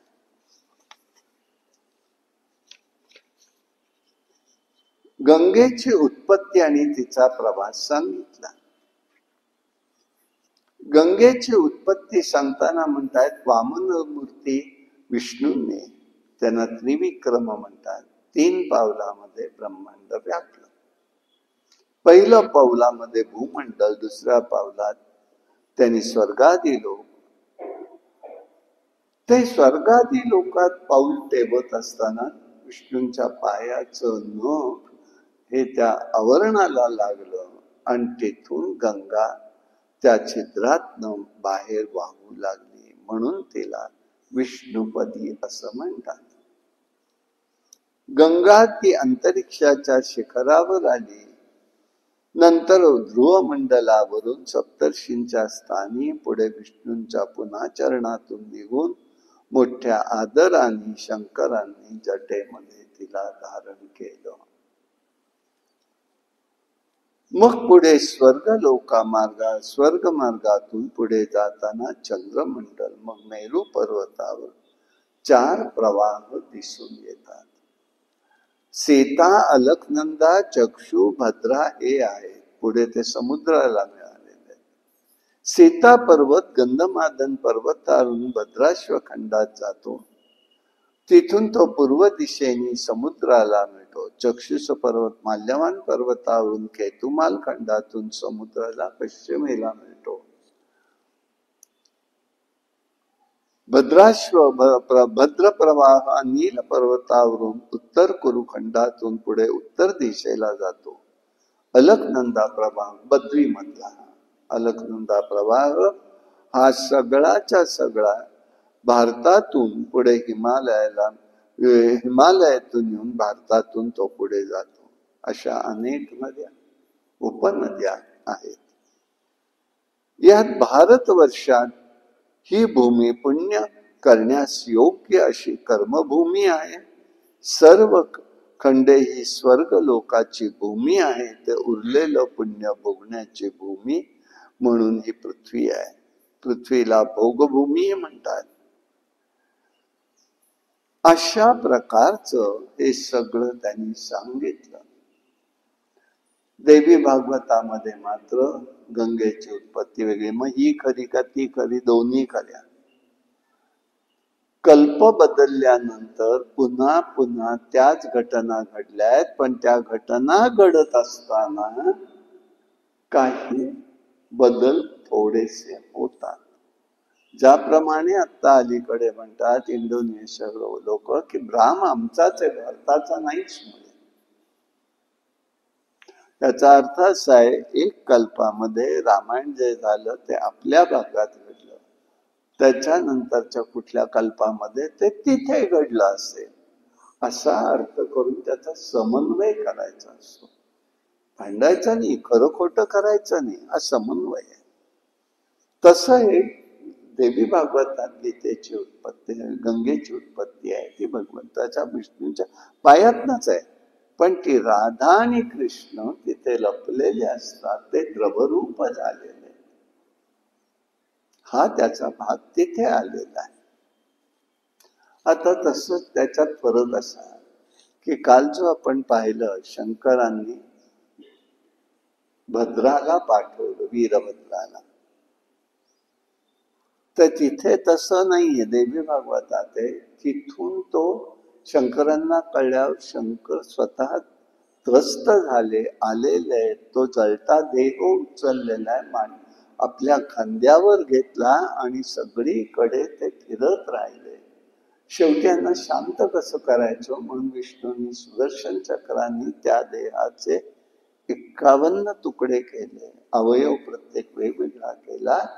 त्याला म्हटलेले 51 शक्तीपीठ. कसे छोटे फरक आहे ते मी तुम्हाला सांगतोय. फक्त दोष कुठलाच नाहीये. अशक्तीपीठ आज आपल्याला दिसत आहे, ते काय नाही म्हणणार आपण. तसंच हाही भाग काही असू शकतो, हे बघायचं आहे. गंगा काय आहे? दिव्य शक्ती संपन्न आहे. गंगेचं म्हणत बघत असताना असं दिसतं, गच्छती अथवा गंग गगनम गच्छती व्यापनोती. गंगा आकाश व्यापिनी. ज्ञानधारा आहे, विष्णुपती आहे. चरणकमलातून निघाल्यामुळे त्याच्यातल्या स्नानाने जीवन पवित्र होतं. सेवन करावं. 3 रूप तिची आहेत. आध्यात्मिक आहे, अधिदैविक आहे, अधिभौतिक आहे. अधिभौतिक रूप आहे आपल्या समोर असतं. अधिदैविक आणि आध्यात्मिक रूप गंगेचं हे फक्त महात्म्य ओळखत असतात. आणि म्हणून हे सगळं स्वरूप त्यांनी सांगितलेलं आहे. मग विविध खंडामध्ये कशा उपासना करतात हे त्यांनी सांगितलं. भद्राश्वमध्ये हयग्रीव विष्णूंचं वास्तव्य आहे. वेद परत आणले. मेरू पर्वताच्या दक्षिणेला आहे सगळं. हरिवंश खंडात नरसिंह विष्णू भगवान राहतात. प्रल्हादची स्तुती करतात, जगताचं कल्याण चिंततात. केतुमान खंडामध्ये कामदेव रूपाने भगवान राहतात. तेथे लक्ष्मी देवता आणि संवत्सर प्रजापती राहतात. रम्यक खंडामध्ये अधिपती मनु आहे. भगवंताच्या मत्स्यरूपी परमात्म्याची भक्ती सुरू आहे. हिरण्यमय खंडामध्ये अधिपती आर्यमा आहे. कूर्मरूपाचं ध्यान आहे. उत्तर खंडात मध्ये भूदेवी अधिपती वराह रूपाने परमात्म्याची उपासना आहे. किंपुरुष खंडामध्ये प्रभू रामचंद्रांची उपासना आहे. मानवाला सुखदुःखाचं शिक्षण देण्यासाठी हा अवतार आहे. भारतवर्षा भारतखंडामध्ये नरनारायण देवता आहे.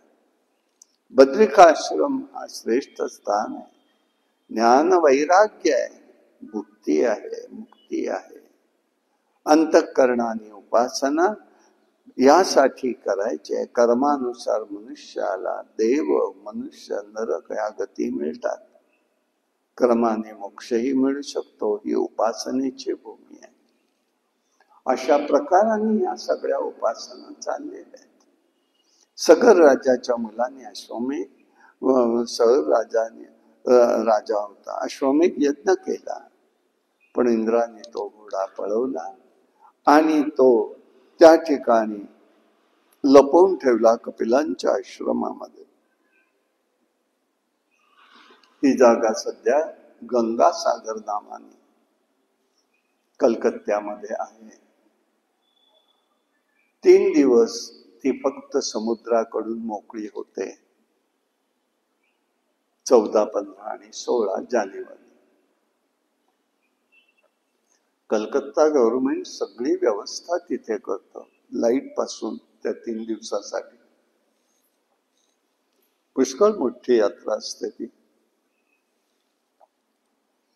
अश्वमेध यज्ञ घोडा पळवला गेला, शोध घेतला. त्याच्या 3 पिढ्यांनी शोध घेतला. मग भगीरथ नावाचा राजा होऊन गेला. त्यांनी त्या ठिकाणी गंगेला तपस्या करून गंगेला पाचारण केलं. शंकरांनी आपल्या मस्तकात धारण केलं आणि ती पुढे आली. ते भागीरथी तीर्थ म्हणून आहे, भागीरथी प्रयाग म्हणून. अलकनंदेला येऊन एक मिनिट 6 प्रयाग येते. 6 म्हणजे 6 संगम आहे अलकनंदेवरती. त्याच्यामध्ये ही भागीरथी आहे.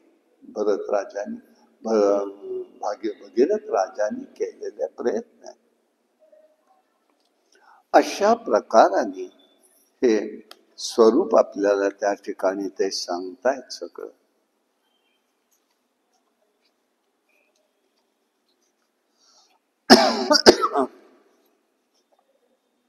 मग द्वीपानुसार वर्णन त्यांनी सांगितले. जम्बूद्वीपात अनेक खंड आहेत, वर्तुळाकार, अत्यंत विस्तृत आहे. शंकर तिथे राहतात, म्हणजे हिमालयाचा भाग सगळा.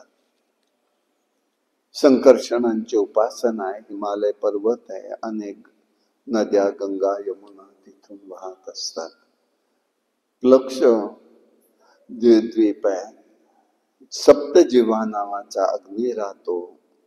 प्रियव्रताचा जिव्हा नावाचा मुलगा राहतो. तिथे 7 पर्वत, 7 नद्या आहेत. तुसाचा समुद्र आहे. शाल्मली वृक्ष आहे, मध्याच्या समुद्राने वेढलेला आहे. शाल्मली वृक्ष तिथे. विष्णूंचं वाहन गरुड तिथे आहे. कुशद्वीप आहे, तुपाचा समुद्र आहे. अग्नीप्रमाणे भासणार दर्भाचं बेट आहे. हिरण्यरेत हा प्रियव्रताच्या मुलाकडला भाग आहे. अग्नीची उपासना तिथे चालते. क्रौंच द्वीप आहे. दुधाचा समुद्र आहे. जलदेवतेची उपासना होते. क्रौंच हे तेथील पर्वताचं नाव आहे. शाकद्वीप आहे. दह्याचा समुद्र आहे. शाक नावाचा वृक्ष आहे. मेधा तिथीकडे आहे. पुष्कर तीर्थ आहे. 64 लक्ष योजने विस्तार आहे. गोड्या पाण्याचा समुद्र आहे. ब्रह्मदेवांचं आसन म्हणजे तेजस्वी कमळ आहे. इथे परमात्म्याची उपासना चालते. परब्रह्मरूपी परमात्म्याची उपासना चालते. याशिवाय एक लोकालोक पर्वत आहे. त्रैलोक्याच्या बाहेर आहे. त्याची उंची विस्तार एवढा आहे की सूर्यापासून ध्रुवापर्यंत हे ज्योतिर्गण एका बाजूला प्रकाश, एका बाजूला उजेड हा सतत चालू असतो. म्हणून त्याला लोकालोक म्हटलेलं आहे. म्हणजे आत्ताचा परिस्थितीचं बघायचं म्हटलं, न्यूझीलंडचा भाग, तिथे अनेक वर्ष अंधार असतो, अनेक वर्ष उजेडच असतो, असा हा काही भाग आहे. चारी बाजूला 4 दिग्गज आहेत. भूमंडल स्थिर आहे त्यांच्यामुळे, सूर्यामुळे. दिशा, आकाश, स्वर्ग, पृथ्वी, नरक, पाताल इत्यादी विभाग पडले. सर्व जीवात्माचा म्हणून आत्मा तिथे असतो. अशा प्रकारचं हे द्वीपवर्णनही त्यांनी सांगितलेलं आहे. मग खगोल सांगितला आहे. ब्रह्मांडाचे 2 भाग आहेत, एक भूगोल आणि एक खगोल. भूगोलाचा भाग आता पाहिला आपण, खगोलाचा भाग सांगतायत. यांना जोडणार एक आकाश आहे. हा प्रकाशक सूर्य आहे. याला 2 गती, एक उत्तर आणि दक्षिण. यावरून दिवस आणि रात्र लहान मोठे असतात. सूर्य नारायणाचा रथ जो आहे तो एका मुहूर्ताला 64 लक्ष योजने पुढे जातो. एक चाकी रथ आहे, त्याला एकच आस आहे. माणूस सत्तर शिखरावरती आहे. तेलाच्या घाणीप्रमाणे तो अखंड फिरत असतो. हे एक चक्र म्हणजे 1 वर्ष आहे. त्याला 12 आस म्हणजे 12 महिने. त्याला 7 घोडे म्हणजे 7 वारे. सारथी अरुण हा पश्चिमाभिमुख तोंड करून अखंड सूर्याची स्तुती करत असतो. असा हा सूर्य एका क्षणामध्ये प्रदक्षिणा मार्गात 2000 योजने गंतव्य अंतर जातो. ज्योतिर्गणांचा अधिपती सूर्य आहे. वेदमय रथ आहे. कधी मंद, शीघ्र आणि मध्यम अशा गतीमध्ये तो असतो.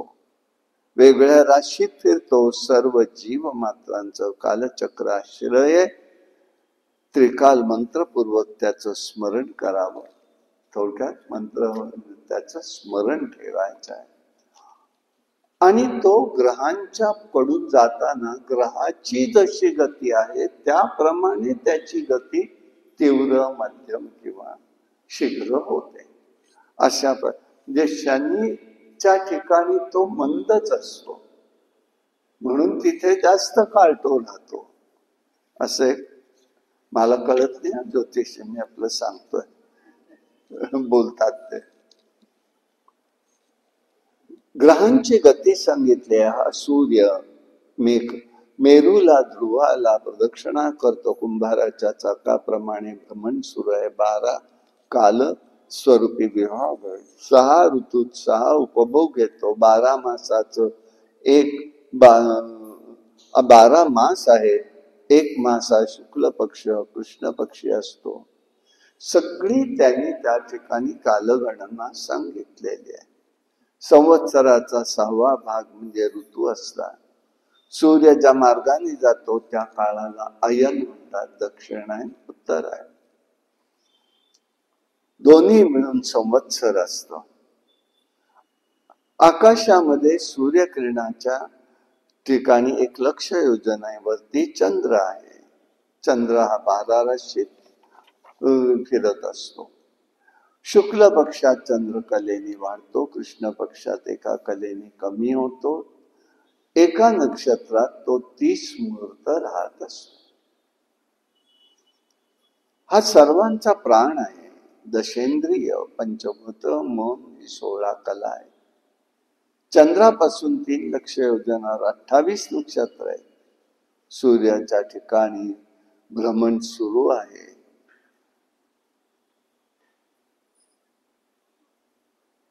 पाहायला गेलं तर बुध, शुक्र, पृथ्वी, मंगळ, गुरु, शनी, नेपच्यून,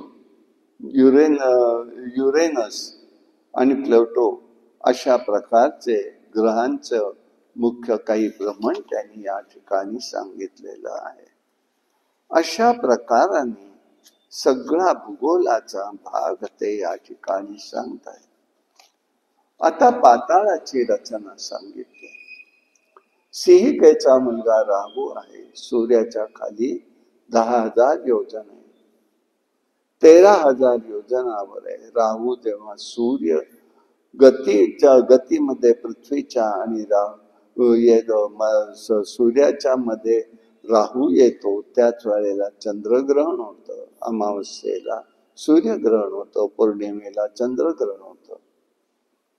अतल वितल तू सुतल तलातल महातल रसातल पाताल, हे खालचे लोक 7 आहेत. भूलोकामधल्या ठिकाणी कामभोगाचं ऐश्वर्य आहे. रोग व्याधी जरा या गोष्टी आहेत. सूर्यामुळे दिवस आणि रात्र पडत असतो. वरती भूलोक आहेत, 7 लोक आहेत. भुवा भुर्वा स्वाहा महाजना तपा सप्तम. अतलामध्ये मयासूर हा पुत्र बली राहतो. 96 प्रकारच्या माया त्यांनी निर्माण केल्या. त्याच्या जांभईतून 3 स्त्रिया निर्माण झाल्या आहेत, खैरिणी, कामिनी, पुष्यली. वितल मध्ये शंकर राहतात, सृष्टी वाढवण्यासाठी मैथुन अवस्थेत आहे. सुतल मध्ये बलिराजा राहतो. भगवान वामन त्या ठिकाणी द्वारपाल म्हणून आहेत. तलातलामध्ये मयासूर राहतो. महादेवाच्या रक्षणासाठी तो राहत असतो. महातलामध्ये सर्पगण राहतात. अनेक पाण्याचे सर्प आहेत. पृथ्वीचे पुत्र तिथे आहेत. रसातला महापराक्रमी दैत्य आहे. पातालामध्ये नागलोक राहतात. वासुकी वगैरे तिथे राहतात. त्यांच्या मस्तकावर फार मोठे प्रकाश देणारे मणी असतात. शेषशाही अनंताचं हे स्थान आहे. अशा प्रकाराने शेष नारायणाने पृथ्वीचा भार आपल्या मस्तकावरती धारण केलेला आहे. अशा प्रकाराने त्यांनी ह्या सगळ्या गोष्टी त्यांनी सांगितल्या.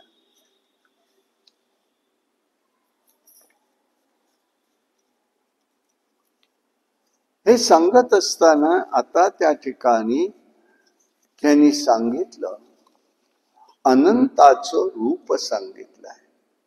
पाताळाच्या खाली ती साधारण संकर्षण आहे. त्याच्या मस्तकावरती 1000 अशा फण्यांचा तो नाग आहे. भूमंडल धारण केलेले आहे. त्याच्या पुढे ब्रह्मांड मोहरीच्या दाण्याप्रमाणे वाटतात. प्रलयकाली या संकर्षणाच्या मुखातून अग्नी बाहेर पडतो. 14 भुवन त्या ठिकाणी. तेथे परमात्मा नील वस्त्र धारण करून येतो. त्यांचं नाव मुमुक्षशिवाय कोणाला सांगता येत नाही. हे समुद्र, नद्या, पर्वत सहज अणुरेणूप्रमाणे धारण आहे. याचं वर्णन कोणालाही करता येत नाही. ही शेषाची उपासना करावी. अनंत चतुर्दशीची जी उपासना आहे अनंताची, आताच्या परवाच्या वेळेला, तर ती अनंत चतुर्दशीची उपासना म्हणजे शेष अनंताची पूजा आहे. आता राजा परीक्षिताला शुक्राचार्य महाराज सांगतायत, पातालाचं वर्णन करतायत, नरकाचं. त्रैलोक्यामध्ये दक्षिणेकडे भूमी खाली जल आणि भूमी व जल आहे. पापकर्माचं फळ भोगण्याची जागा म्हणजे नरक आहे. यमधर्म त्याचे अधिपती आहे. श्रद्धेने कर्म करणाऱ्यांना सत्व, रज, तम अशा प्रकारामुळे विविध गती प्राप्त होतात. अधर्म आचरणाने, अविद्येने व श्रद्धेनुसार अनेक प्रकारच्या गती मिळत असतात. ज्ञानी मंडळी प्रथमे समजून घेतात, ज्ञान, पाप आणि पुण्य हे दोन्ही संपल्याशिवाय मुक्ती मिळत नाही. आणि म्हणून भूमीच्या वरती अग्निश्वस्त चित्त नावाचा पितृगण पण आहे. हिते तेथे 28 प्रकारचे नरक आहेत, कुंड आहेत. त्याला मी गमतीने असं सांगतोय, हे ड्राय क्लिनिंग केल्याचे स्थान आहे. जीवाला त्या ठिकाणी शुद्ध झाल्याशिवाय भगवंताला, कारण एक शुद्ध एक अशुद्ध असून चालत नाही. जीवात्म्यालाच परमात्म्याची भेट घ्यायची असेल तर जीवात्मा हा भगवंता इथपर्यंत जाण्या इतका तरी शुद्ध व्हायला पाहिजे. मग त्याची पापाची अशुद्धी असल्यामुळे त्या कुंडात जाऊन त्याला स्वच्छ केलं जातं. घाबरण्याचं कारण नाही आहे, पण परिस्थिती ही असं समजायला हरकत नाही.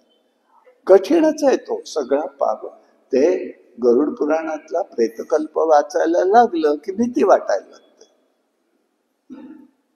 भीतीचं काही कारण नाही.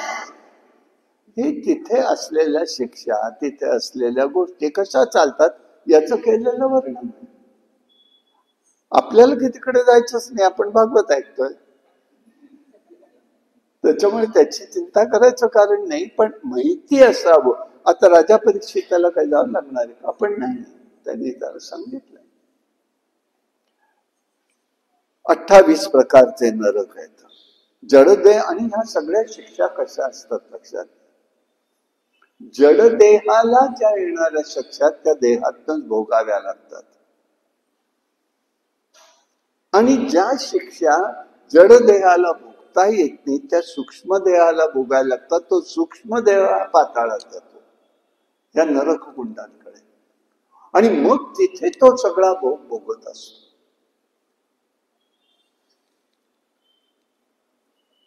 सूक्ष्म देहाला दिल्या जातात पुन्हा देह प्राप्तीसाठी, आणि मग तिथे काय होतं, समसमान आलं पाप आणि पुण्य की मनुष्य जन्माला येतो. म्हणून तिथल्या शिक्षा काय आहेत त्या समजल्या पाहिजे. पुन्हा हे शरीर हे दुःखाला कारण समजतात. पातकांची यादी पुष्कळ सांगितली आहे. आपल्याला जायचं नाही त्या वाटेल तर कशाला बघायचे, एक स्थूल रूपाने बघावं. दुसऱ्याचं धन घेणं, चोरी, अपहार, परस्त्रीचा उपभोगाची इच्छा, कुटुंबाचं दुर्लक्ष करणं, इतरांचा द्रोह करणं, स्वतःच्या सुखासाठी सगळं करत राहणं. मला सुख मिळालं पाहिजे. आता तोच फार महत्वाचा धागा आहे सगळ्या कुटुंबांमध्ये. पशुपक्ष्यांना छेडणं, माता पित्यांचा द्वेष करणं, निरपराधाला दंड देणं, नैवेद्य वैश्वदेव न करणं. म्हणून आम्ही म्हणतो जे काही खायचं, अगदी चहा कॉफी पासून सुद्धा भगवंताला समर्पण मग आपण घ्यावं. करा ना, काय बिघडलं. आपणच आपले असतो ना देव, आणि आपण कोण येते मध्ये, जे मध्ये येते तिकडे दुर्लक्ष करा. ते म्हणते यांना वेळ लागलं, म्हणू दे, इतर वेळ लागण्यापेक्षा हे वेळ लागलेलं बरं. भ्रमिष्ठ म्हटलं म्हणू दे. पण आपण त्याच्याशी जोडले जातो, आपण त्याच्याशी जोडले जातो. न द्यायचा आहे का, चहा द्या तुम्ही, कसा देणारा. विठू घे ऊन ऊन चहा, गोड लागे, विठू घे ऊन ऊन चहा, तनुरोप ममता वारी, घालून षडरी पासून वारी, दल आणि मोदे गेला, विठू घे ऊन ऊन चहा.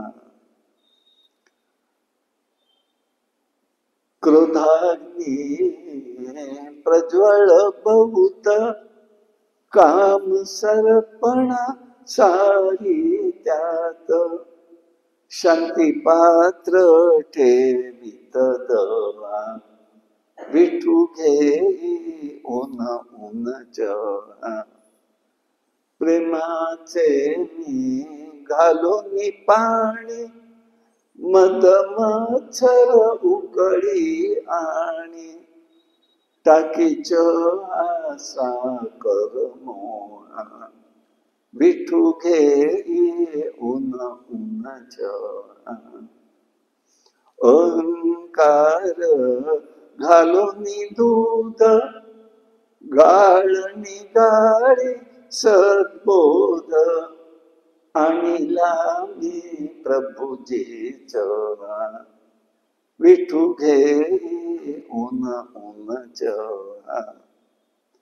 विठू जरी नेशे तव पद कमला, विठू जरी नेशे तव पद कमला, मोद अतिशय हो हृदयाला, होता शंकर सुत तव चरणा, विठू घेई ऊन ऊन जवळा, गोड लागे हा विठू घेई ऊन ऊन जवळा.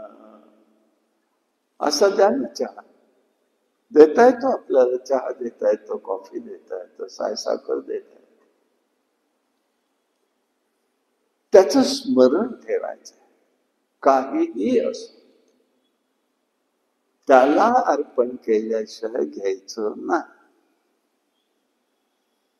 आणि म्हणून नैवेद्य दाखवला म्हणायचं नाही, समर्पण केला. दाखवायची गोष्ट नाही, अर्पणाची गोष्ट आहे. त्याचा स्पर्श आहे त्याला भावरूपाने. आणि म्हणून हे करायचंय. खोटी साक्ष देणं, अमंगल बोलणं, हे अनेक पातकांचे प्रकार आहेत. अनेक प्रकारच्या शिक्षा आहेत. गरम तेलाच्या कढईत टाकलं जातं, तलवारीवर चालायला लावतात, खेळ्यांच्या शय्येवर झोपवतात. फाशी या जडदेहाला एकदाच होते, तिथे अनेक वेळा होते, तरी सूक्ष्मदेह मरत नाही. दुःख बहुत आहे.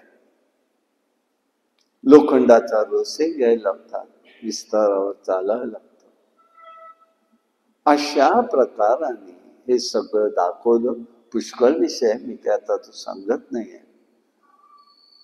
दुःख भोगून संपवायचं असतं, पण त्याच वेळेला एक गोष्ट करायची, नवीन पाप कर्म माझ्याकडून घडणार नाही याची दक्षता घ्यायची. आम्ही करता करता काय करतो माहिती का, पाप कर्माचं फळ भोगतच असतो. पण भोगता भोगता काय देवाने लावले आमच्या मागे, नसते पीडा. त्याला बाकी कोणी सापडत नव्हतं, आम्हीच सापडलो का?